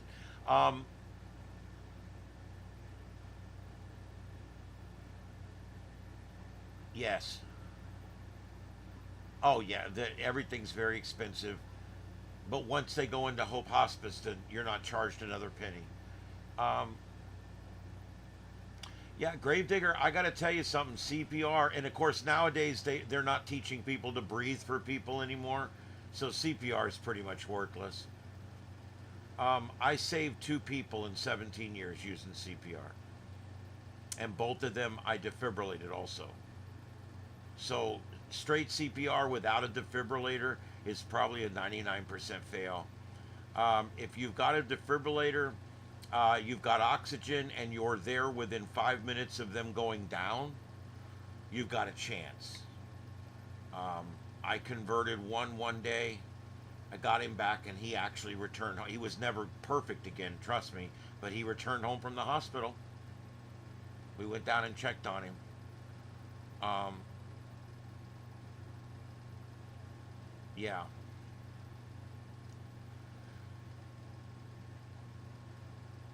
yeah. So I guess when it comes to Strange New Worlds, here's what I'm going to tell you. Um, I love the series. I love the casting. They backed off the woke enough. Um, I really like the characters. It's not near as cliche as Discovery was. Um,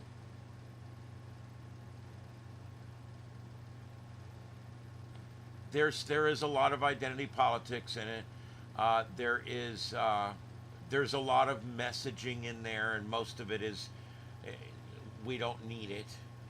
Um, there's also a lot of things done in Strange New Worlds that are fan service, and I actually like a certain degree of fan service, but it was way overdone. It got to the point where season three, everything had to do with something that had to do with something that had to do with the original series. And it was like, can we not write something original? It's almost like nobody writes anything original anymore. When's the last time you saw a TV show that was truly original? Most TV shows are not only a retread of an old TV show, but the episodes are a retread of the old episodes in the old TV show. It's it's it's almost stupid. I I think they've almost lost the ability to come up with new content. It's constantly just um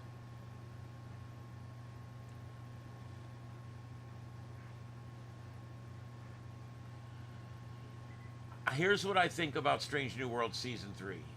The graphics are amazing. The acting, the actors and actresses are amazing. The characters are amazing. The development of the characters, not so much because that's writing dependent. Um, the weak part of the season, the ship looks wonderful. The battle sequences look wonderful. The shields look wonderful when they're being struck by phasers. Everything looks great. Um, I even like the comedian woman they've got as the engineer. I like her, Palia. I like her. I love Mbinga. Oh my God, he's becoming my favorite character. And of course, the captain's great. Number one's great. I love the cast. I love the woman that's playing Uhura. Um, but they get into this third season and it's lazy bullshit writing. Half of it, it's like it was just a complete retread of an old episode. And the other half of it was written by people that have never watched Star Trek before in their life. Um, it really is aggravating. It really is aggravating. Yeah, I don't know if it's that they don't pay them enough or that they just suck. I don't know. The problem is today's writers, they're not in there to write Star Trek. They're in there to get their agenda done. Writers all have an agenda now, and most of them are left-wing agendas.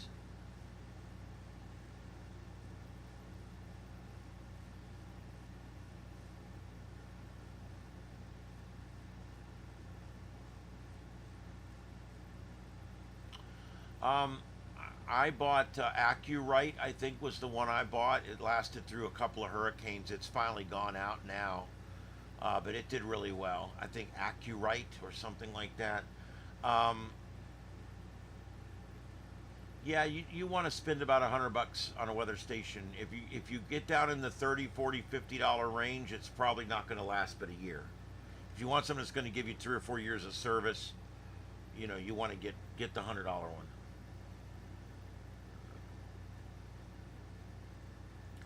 Yeah, Coco, I like her. Palia, I think's her name. No, I like her. Her, they write her timing way off. You know, like in the one episode where the guy's taking pictures of everything. It's kind of like the correspondent episode. At one point, she's doing this dramatic moment, and she just stops and turns to the cameraman. She goes, "Is that good, or do you want another take?" It was funny, but it was at the wrong time. The timing was bad. That line could have been used at a different time during the show, and it would have been fun. But at that moment, it just didn't seem. I don't know. Again, writing. It's the writing. I love the actors and actresses, and I love the uniforms. I love the ships. I love everything. It's the writing. It's garbage writing. It's what I call Space 1999 writing, because I love that show too. Space 1999 was an absolutely amazing show with amazing actors and amazing sets and amazing miniatures and space shots, but they never got a good writing staff. And they ended up writing garbage episodes that a lot of them didn't even make sense. Well, why didn't you just take the thing and plug it in over here, and the whole episode would have been, what they call plot holes?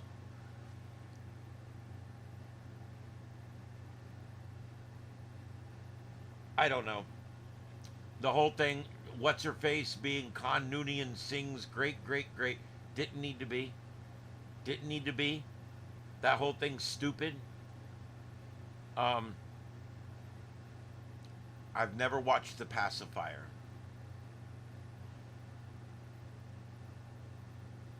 So yeah, I mean, I would Strange New Worlds, if you're really into Star Trek, I would watch it because it is good Star Trek. It's just season 3 was not great Star Trek. And beware, there's a stinker in every episode, in every season. Season 1, there's one about the princess and someplace, and then in season 2, there's probably the absolute worst Star Trek episode ever made in the world, and that's Subspace Rhapsody, where the crew sings and dances through the entire episode. It is puke hack. It is disgusting. I don't know who thought this was a good idea. Um, but yeah, I don't like it. I don't. I've reached a point with Star Trek to where I don't like any of the cartoons. I've tried a few of them. I didn't like them. Uh, and I didn't like Discovery that much. I did watch the last 2 seasons, but it was so woke.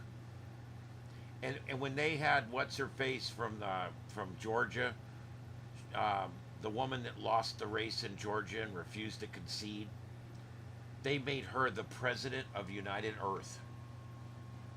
Um, no, I have not watched Firefly, but I'm going to.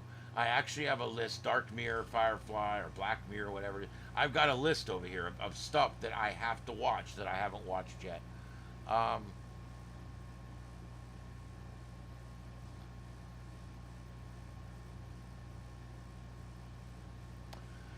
I kind of like how they're portraying the young Mr. Scott.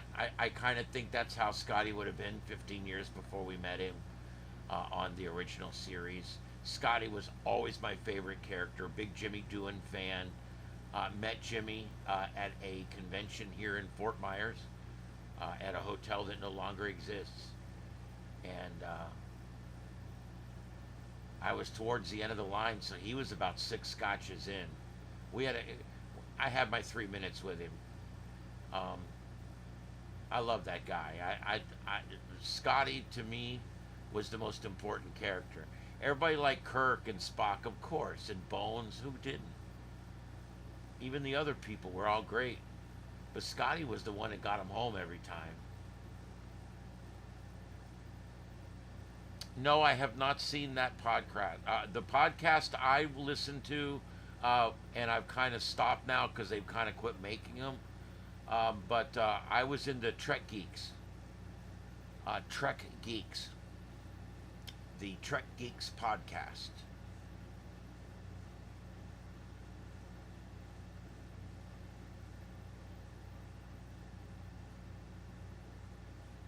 dug the Vulcan.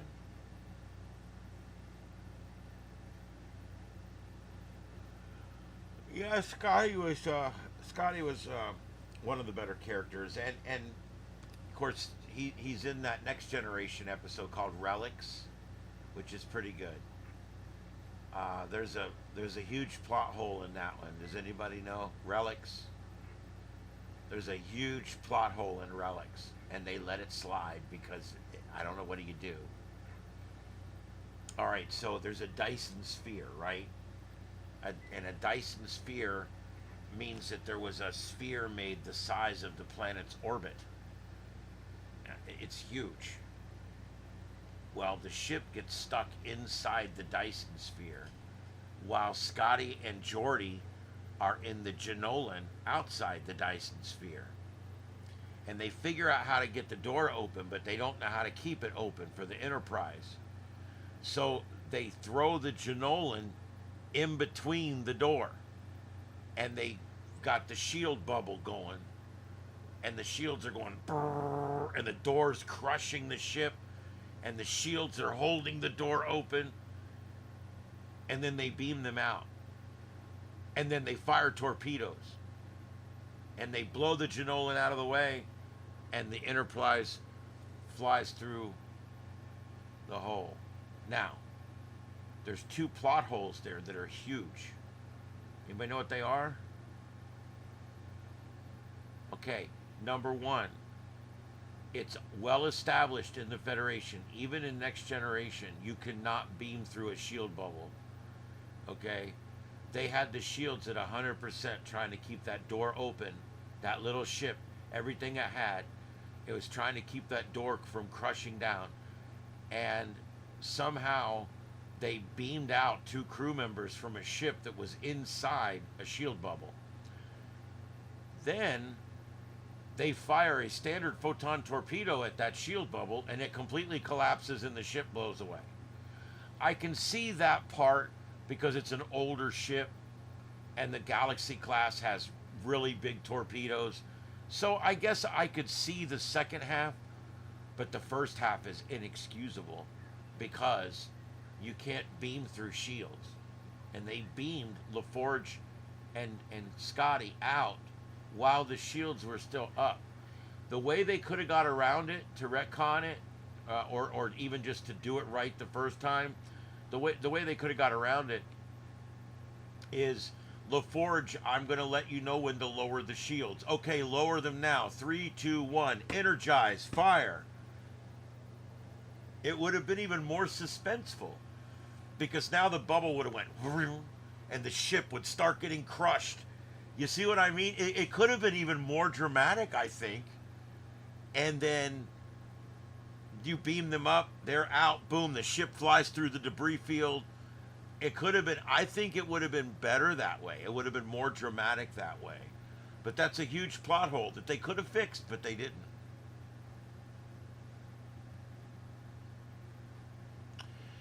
Scotty was, yes, lost a finger. Go back in Star Trek, the original series, when you're watching, and I'm not sure which hand it was, but Scotty is missing his ring finger on one of his hands. And they did 2 or 3 different things. Number one, they would always shoot his hands in such a way that you would not see that that finger was missing. He would have the tool. Look how, when he's in the Jeffries tube, like on That Which Survives, when they're in the Jeffries tube and they're flying at warp 9.975 and they're about to blow up, watch how he holds every tool he holds. He holds it in a weird way. He's got this tool and he's putting this probe in there, but he's holding it in this weird way. It's to cover up the fact that they're doing close-ups on his hands. And he's missing an entire finger. Another thing they used to do when he was standing around, they had a fake finger that they would stick on. It was literally a fake finger. And he would hold his hand like this. And he'd walk and he'd talk and he'd do things and everything. And you never knew that one of the fingers on his one hand was fake. It was just a little bit of trickery they used. I didn't realize he was missing a finger until I had been watching that show for 10 years. So I was probably in my late teens when I learned that for the first time. Uh, yeah.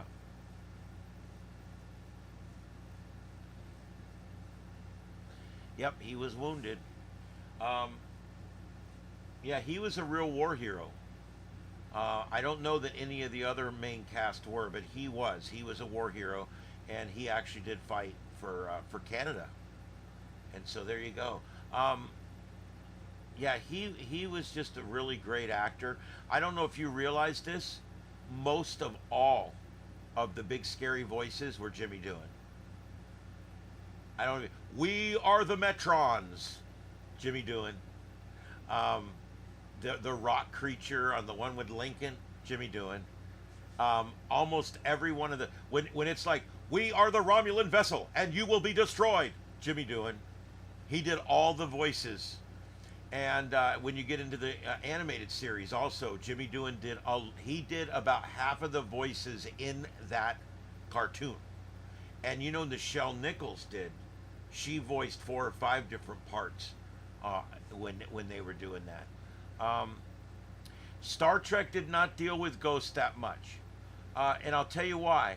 Unlike Doctor Who and a lot of these other shows, even Space 1999, and even Battlestar Galactica, they got more into the metaphysical, the religious.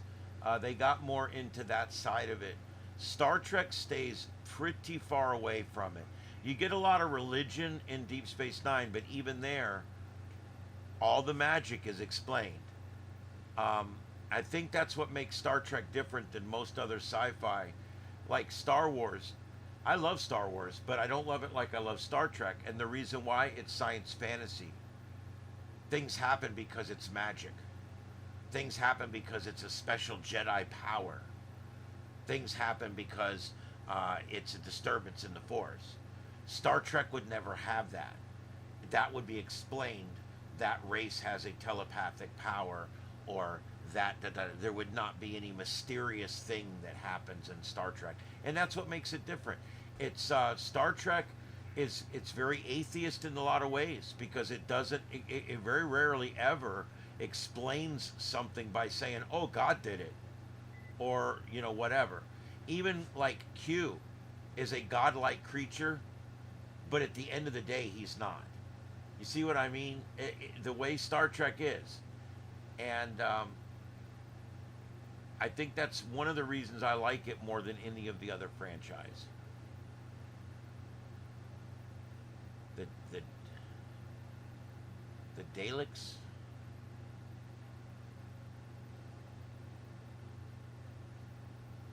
No, I do not. I never bought any of their singing. Shatner and Nimoy, neither one could sing, and they both made singing albums, and they're both terrible. They're all terrible. I love those guys more than anybody in the world, but they can't sing worth the shit. Um, uh, Leonard Nimoy has an album called Bo Baggins, Mr. Bo Baggins, I think it is, or something like that. It's terrible. It's Shatner. Shatner don't sing. Shatner goes, I came down the road and I like to sing, and so when I sing, I do it like this. That's my best Bill Shatner singing. That's singing for Bill Shatner. Okay, Doctor Who. I agree. Never got into Who. Never got into Doctor Who. Never got into Doctor Who. The Daleks, those like robots with all the mumps on them. I know this. I know the pictures. I've never watched Doctor Who. There's something about Doctor Who that just turns me off immediately. Um, oh yeah, Bill. Of course, he's wealthy. He was Captain Kirk. That was a dangerous career. Um, yeah, Nimoy had a couple of albums, including Bo Baggins. Um, like I said, I was never much on them singing. I wish they would stick to Starship Operations. Starship Operations. Starship Operations. Starship Operations. Name the episode for 5 points. Uh, Yeah. So yeah, the bottom line is Star Trek does not have a lot of ghosts, and there was a Halloween episode called Cat's Eye, and where they beam down to a haunted planet, but by the end you realize it's just two aliens that learned about Halloween and they used it to scare our crew. Again, there's always a physical explanation. Um, really? Nimoy was good at a lot of things. Singing was not one of them. I mean, I'm not saying he probably sings better than me, but I mean, he's no Simon and Garfunkel.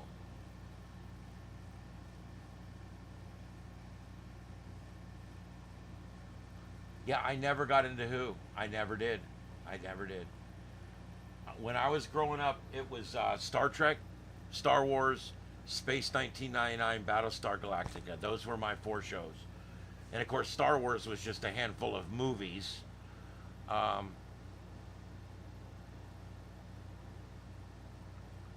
well, there you go, Junior. I was an indoor kid. I lived down here and I didn't like the heat. I lived indoors most of the time. I had a few good friends. We watched a lot of TV together. Um,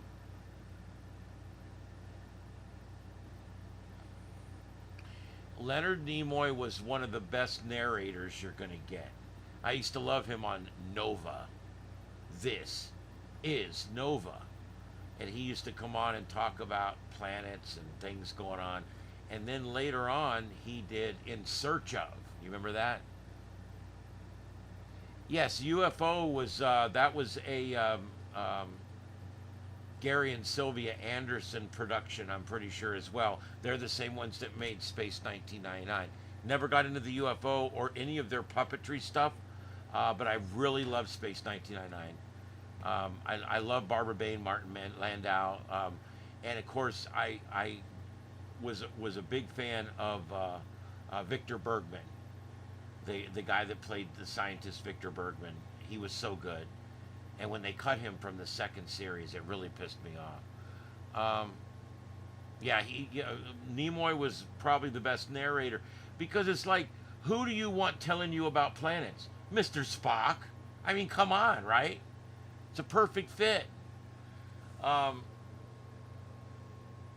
yeah, that was back when PBS was more than just a mouthpiece for the left like they've become today.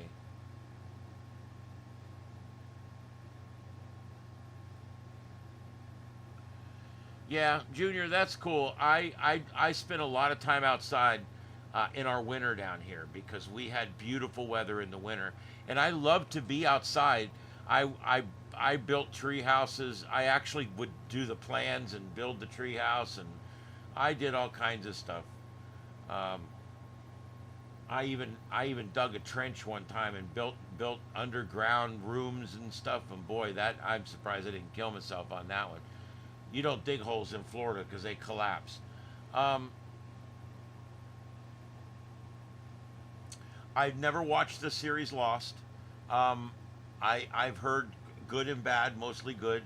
I also X Files. I've watched them all at least once. Love the characters Scully and Mulder. I will tell you my problem with that show and the reason why I don't have that as one of my loved shows right now, and why I really don't talk about it much. Um, the fact that there was never a conclusion in that show um, made it not one of my favorite shows, unfortunately.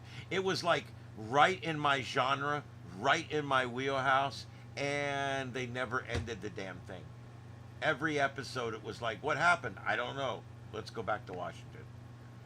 And I'm like, no, no, I need to see what the hell's happening.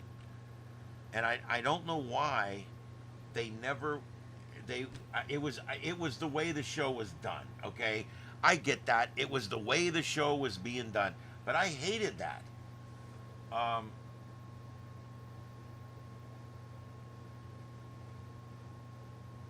wasn't it cool? Star Trek was something that your mom and dad would let you watch, even though they might not let you watch a lot of other things on TV. Star Trek was considered, even at the time in the 60s, it was considered wholesome television. Even though it was phaser fights and this and that, it was still considered much better than all the cop dramas and all that kind of stuff that there was on TV. Um,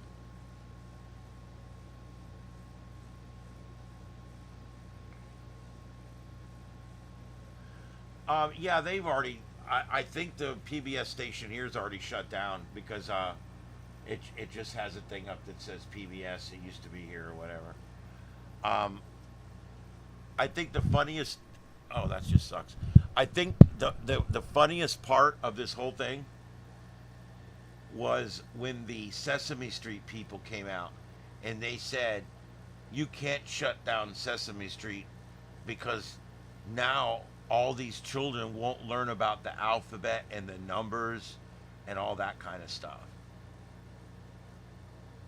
And I'm thinking they've made over 16,000 episodes of Sesame Street. They've been making it since the mid 60s. The alphabet hasn't changed. The numbers haven't changed. We still call a camel, a tiger, a horse, of course. So I don't know why we would need new Sesame Street when literally you can go back to 1983, pull that episode, show it to a kid today, and it works. Unless it's the woke indoctrination that you've added to the show over the years. And that's of course that's what the problem is.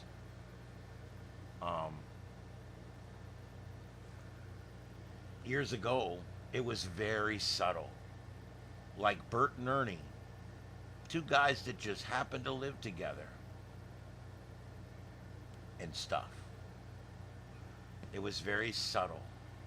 Androgynous this. We don't really talk about that. Little hints about things. But then over the years, it finally got to the point where I don't know.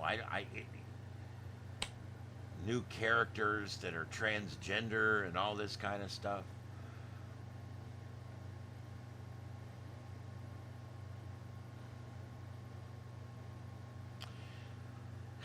Deploribus, the way I understand it, um, they have money, but it's different. It's nonprofit money. It has to be spent a certain way, done a certain way. But here's where it really gets to be a mess. Is PBS was funded by endowments. It was funded by donations from viewers like you, and it was also funded by the government. And it was also funded by spot placement. Not that much, but they did do reads and spot placement, ads basically. So they had all these different ways that they would raise their money. And the reason that they say, well, now we can't do it. Well, it's like, well, you can still get your endowments. You can still get all your fundraising. Just run some more ads and you can stay on the air, right? No, not really, because you have to remember, they've also been getting their call signs for free. My work pays almost $100,000 a year just for our call sign alone. They don't pay for electric bills. We have to pay for electric bills. Most of their manpower is free. They get their free manpower from people volunteering at the college that are in broadcast school. So they're doing all this without paying for power, without paying for a broadcast license, without paying for a facility because they get that at the college for nothing, without paying for a staff because they get that at the college for nothing. No shit, they got money. It's a machine. But the truth is, it only works because of the government funding. Because it only works because they get their call signs for free. If they went and started running what we have to run, we run on my station, and this is no secret, okay? We run about 18 minutes an hour worth of commercials. And then we've got about 4 minutes of elements, news, traffic, weather. And you end up with about 37 minutes of actual show. That's an average day in radio.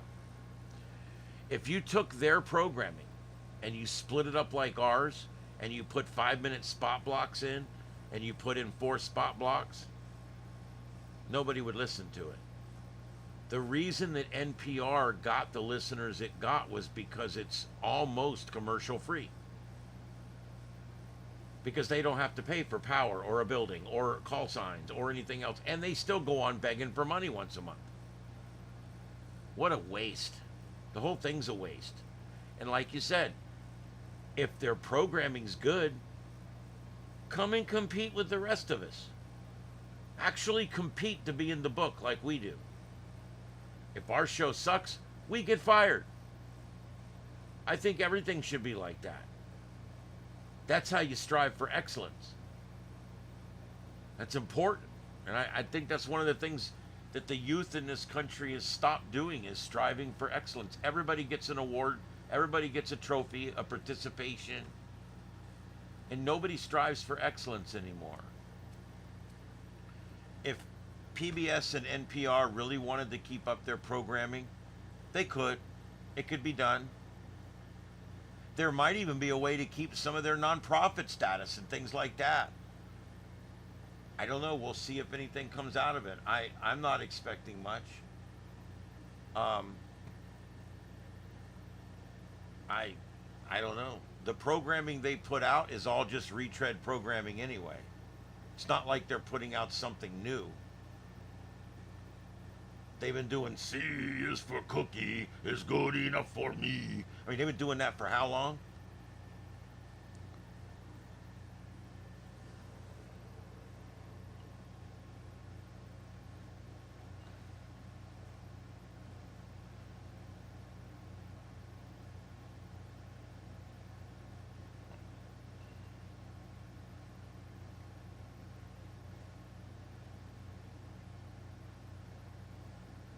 I'm not sure what you mean, Heath. How many TV or movie series can you name? Um,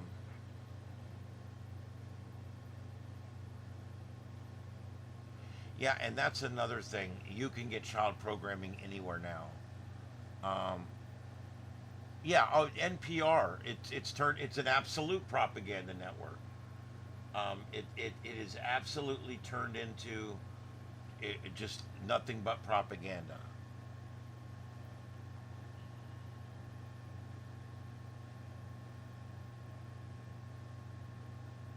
Neil deGrasse Tyson, boy, that guy annoys me. I don't hate him, but he annoys me. Um, he's another one like NASA. You know, they'll get a picture back from a rover, and it shows like a 1963 Buick, and he'll go, well, look at that strange rock. It's nothing but a rock. Anyway,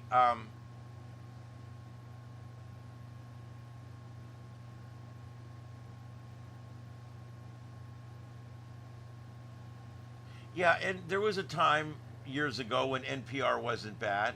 There was a time when PBS was putting out, like I said, Nova, In Search of, Discovery. There was a lot of shows on Antiques Roadshow. There was a lot of shows on there that were good, and even Sesame Street in the day was a good show. Um, there was good programming on that channel, but over the years, it's all kind of gone to shit. Yep, yeah, woke NPR absolutely got defunded, and so did PBS. Uh huh. Yeah, the McDonald's sign. Yeah, they'd see that McDonald's sign, they go, that strange rock looks just like a McDonald's sign. I swear if NASA rolled over a body with one of those rovers, they would explain it away. Because the last people that want to actually find something turns out to be NASA.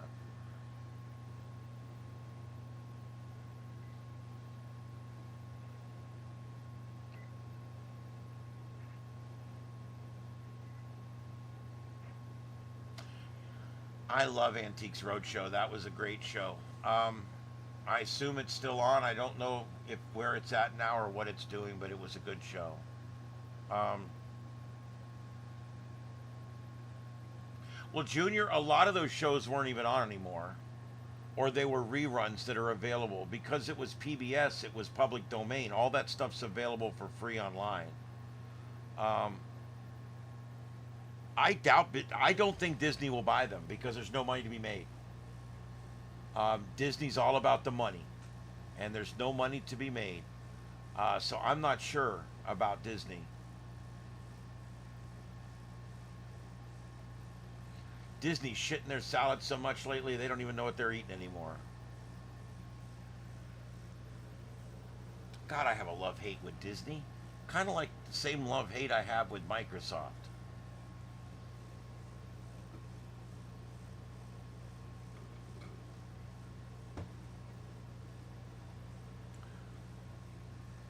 Junior, if the shows are good, they'll get picked up. Many of them will just convert to an online medium. Most of them were nonprofit shows anyway, so I'm not even worried about that. The programming will probably still exist. Um, the only thing on there I care about right now is I would hope that Antiques Roadshow is still going on. Um,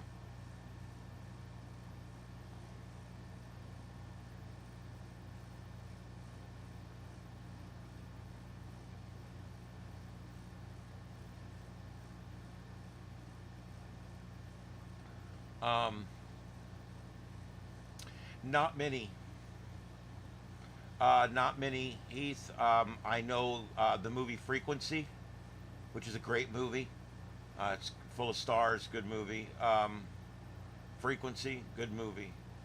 Other than that, I know I watched one night where they were using ham radios, but it really wasn't centered around ham radio. There's an alien flick out there where some ham radio guys go out in the woods. It's a B movie though. It's not very good, but they go out in the woods and they end up making contact and all this and but again, it's a college flick. It's all shot in the field with a car. Um,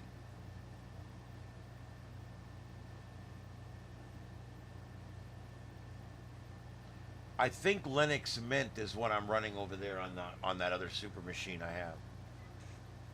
Um, yeah, I can't believe Sinclair caved. The other one has not caved. What is it? Nextel, Next Gen, whatever it is. They have not caved yet. But Sinclair did. Those are the two biggest broadcast conglomerates in the country. You know, that's one unique thing where I work. Um, we have 15 radio stations, 4 TV stations, including Fox 4, Wink, CBS 5, and CW6. And we have 15 radio stations and I believe 3 print media, all owned by the same family of people. And we are one of the largest, if not the largest, broadcast conglomerates that's privately owned in the country. There's no one else doing it. Everybody else is sold out. They have big, huge companies now. We are not. We are locally owned, locally operated, and everything we operate is local. And I think that makes us quite unique in the broadcast spectrum out there.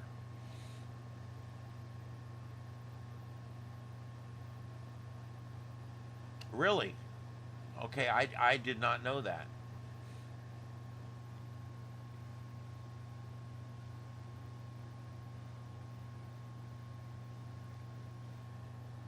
I then there is a few movies that get into ham radio, but not that many. There just isn't that many. Um,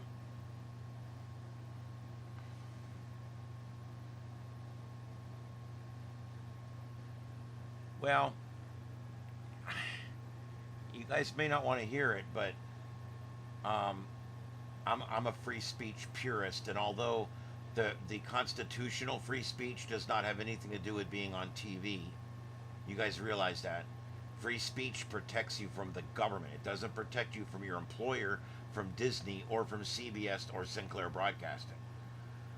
So they had every right to take him off the air. However, I'm a free speech purist, and I don't think he should have been taken off the air. I don't. If you want to burn a flag, I think you should be able to burn a flag. A lot of people disagree with me, but you can't say you're a purist unless you're a purist. You can't say I am 100% for free speech, but you better not burn a flag, and if you say something negative about Charlie Kirk, we're going to take you off the air. No.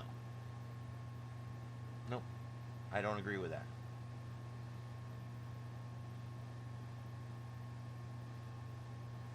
Well, thanks, Junior. I do appreciate that. I'm trying to get this going here. I don't know what to tell you. A little bit about my itinerary coming up. I do have a busy weekend, but I don't have anything specific planned. I may take you guys on one of the drives with me on Saturday or Sunday. I don't know yet. I got hour-long drives up and down Florida here, and I may take you guys with me on some of them. The live drives are not getting any hits. They're just, nobody gives a shit about people driving around in cars anymore. So,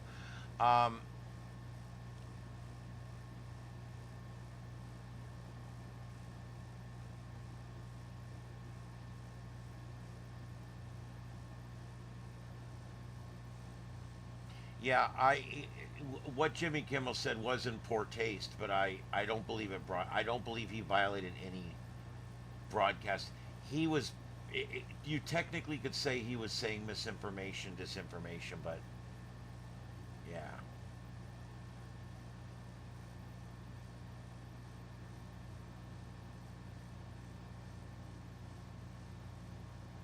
Oh, you're talking about the drive? Yeah, yeah. I will tell you something that I don't talk about very much, but the drive with Trey Radel is an amazing show.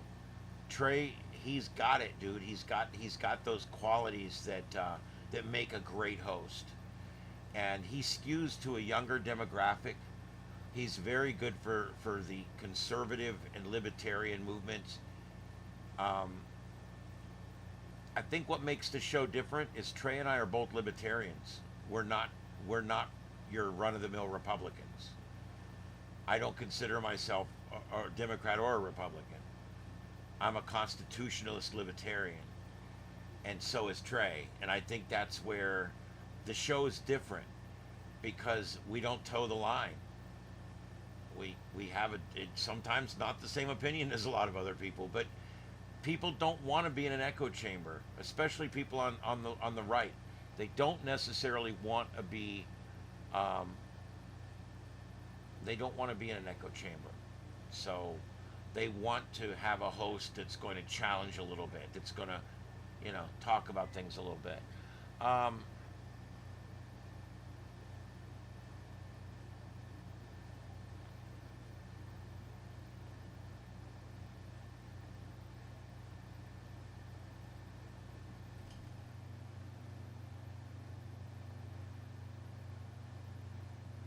oh wow, Heath, that's interesting. Uh,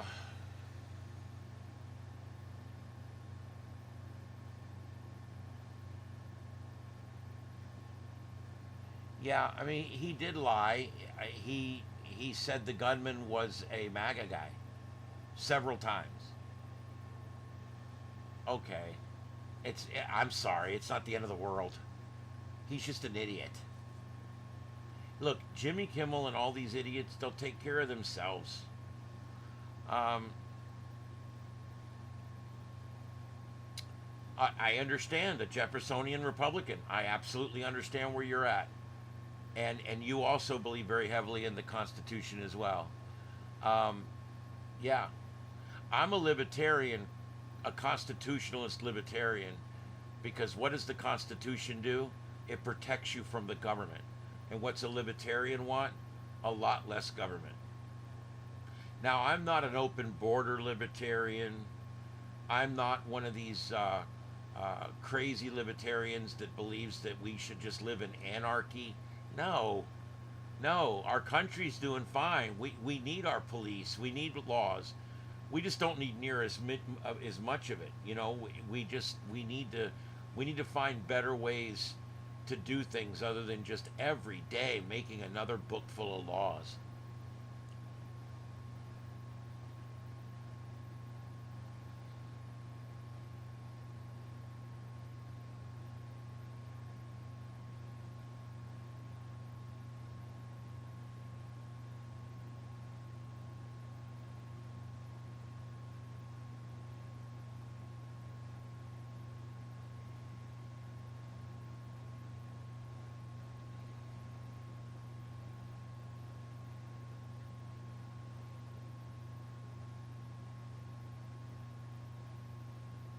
I Heath, I'm not sure. Are you talking about one of our callers on the radio show?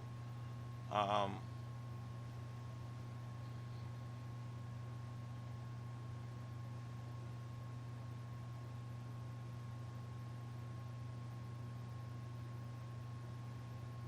oh yes, we are definitely a sovereign nation.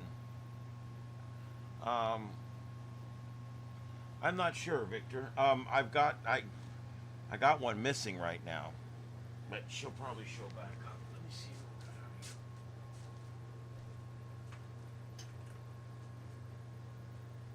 Ed, come on. Wanna come in? Come on, Eddie. Come on, Eddie.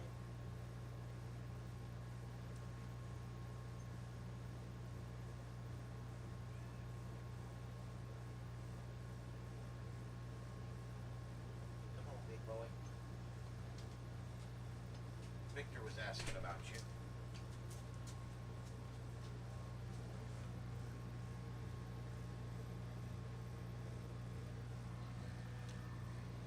I got Ed Earl. Yeah, well, she's been around a long time. She's an old girl. She was a stray that wandered up here 12 years ago.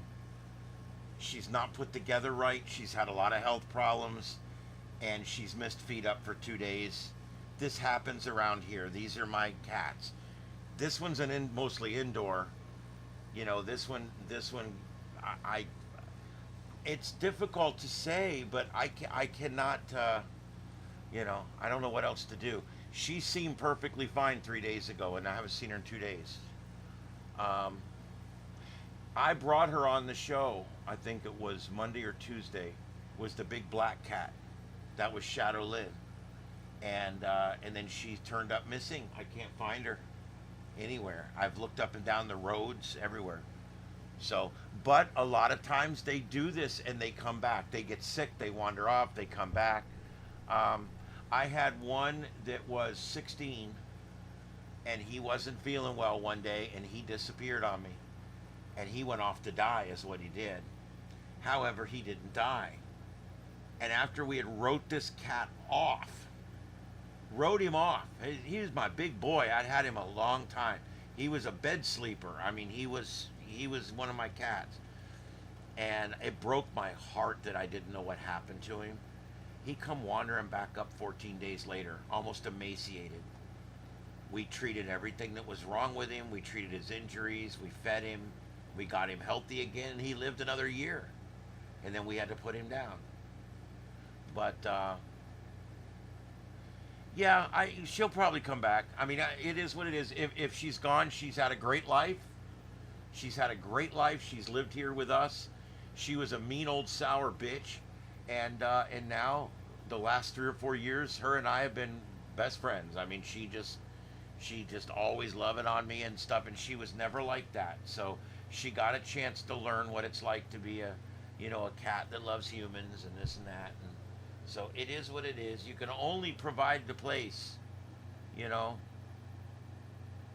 You provide them a safe place. You provide them food. In some of the cases, I keep them inside. But you can't keep them inside forever. You can't lock them up like a prison. What do you think, Ed?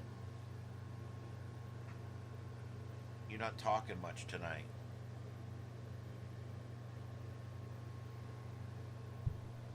This cat, he's a yeller. He yells, meow.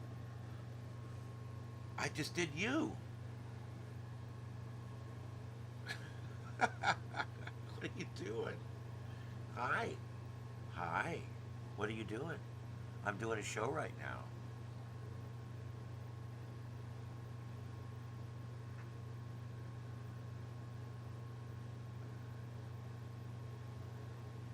You're just a good one, aren't you?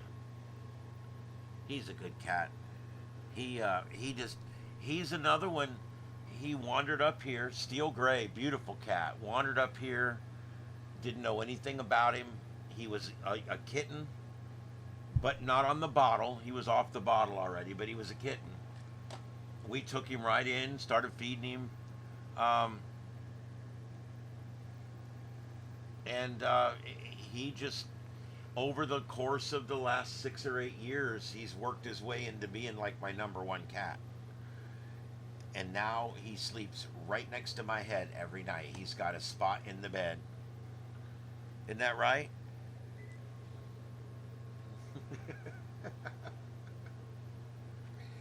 I know, buddy. I know. I know. He loves people. He loves me specifically. Oh, I love cats.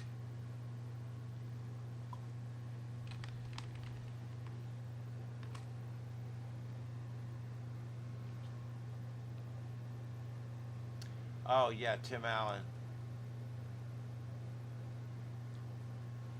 Tim the Tool Man. Yeah, he came out the other day with an article on Fox News talking about how he had a really hard time forgiving the man who killed his dad in a DUI accident, and he listened to Charlie Kirk's wife, and he has finally been able to put that to bed 50 years later. He was able to forgive the man that killed his dad all those years ago. It was a good article. I was like, wow, that's so good.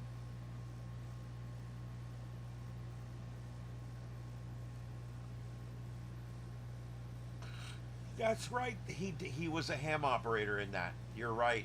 As a matter of fact, I worked that special event station when they went off the air. When that show went off the air, they did a special event station, and I actually have the PDF of the certificate that I got.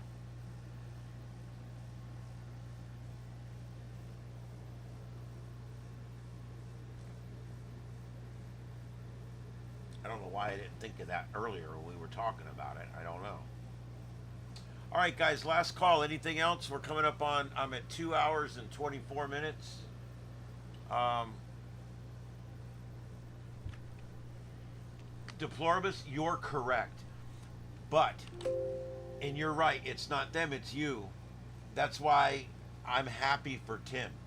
I'm happy for Tim that he was able to get past that in his life. He was able to let that go.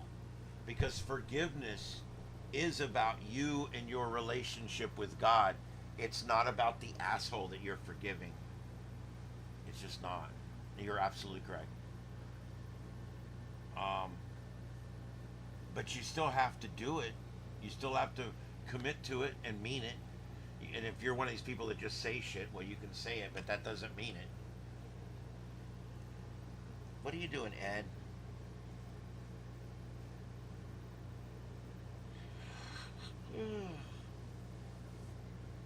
Ah,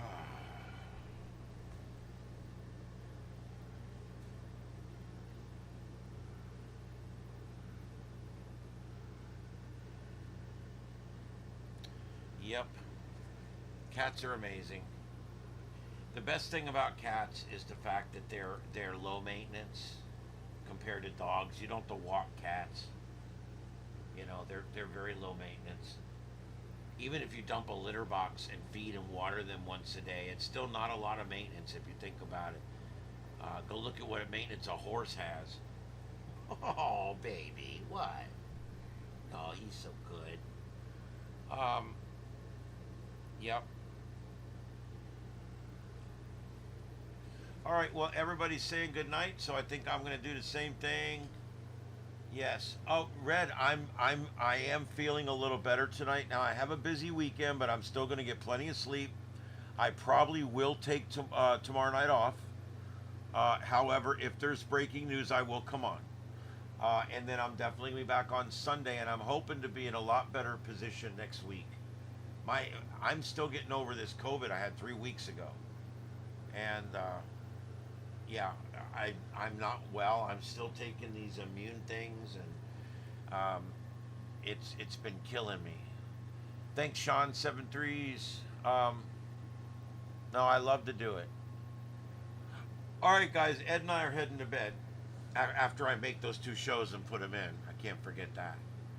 Um, but good night, everybody. Have a good one out there. Let's see here. Say good night, Ed. Say good night.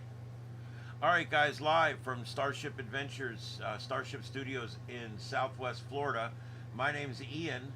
This is the Sights and Sounds of Earth right here on YouTube, the largest broadcast platform in the world. And we are broadcasting worldwide. Everybody, have a good one out there, and we'll see you tomorrow. What's the deal? What's going on? He had a wild flea or something. We'll see you guys tomorrow night. Or no, we won't. We'll see you guys possibly tomorrow, Sunday for sure, and watch for Live Drive. Make sure that your notification bells are on for this channel and off for the other channel. And don't forget, we will have hurricane-specific live streams starting up on Sunday. So that ought to be cool. All right, guys, everybody have a good one out there. We'll see you later. KO4 EFS signing off. 7 threes. Have a good night, everybody, and a safe tomorrow.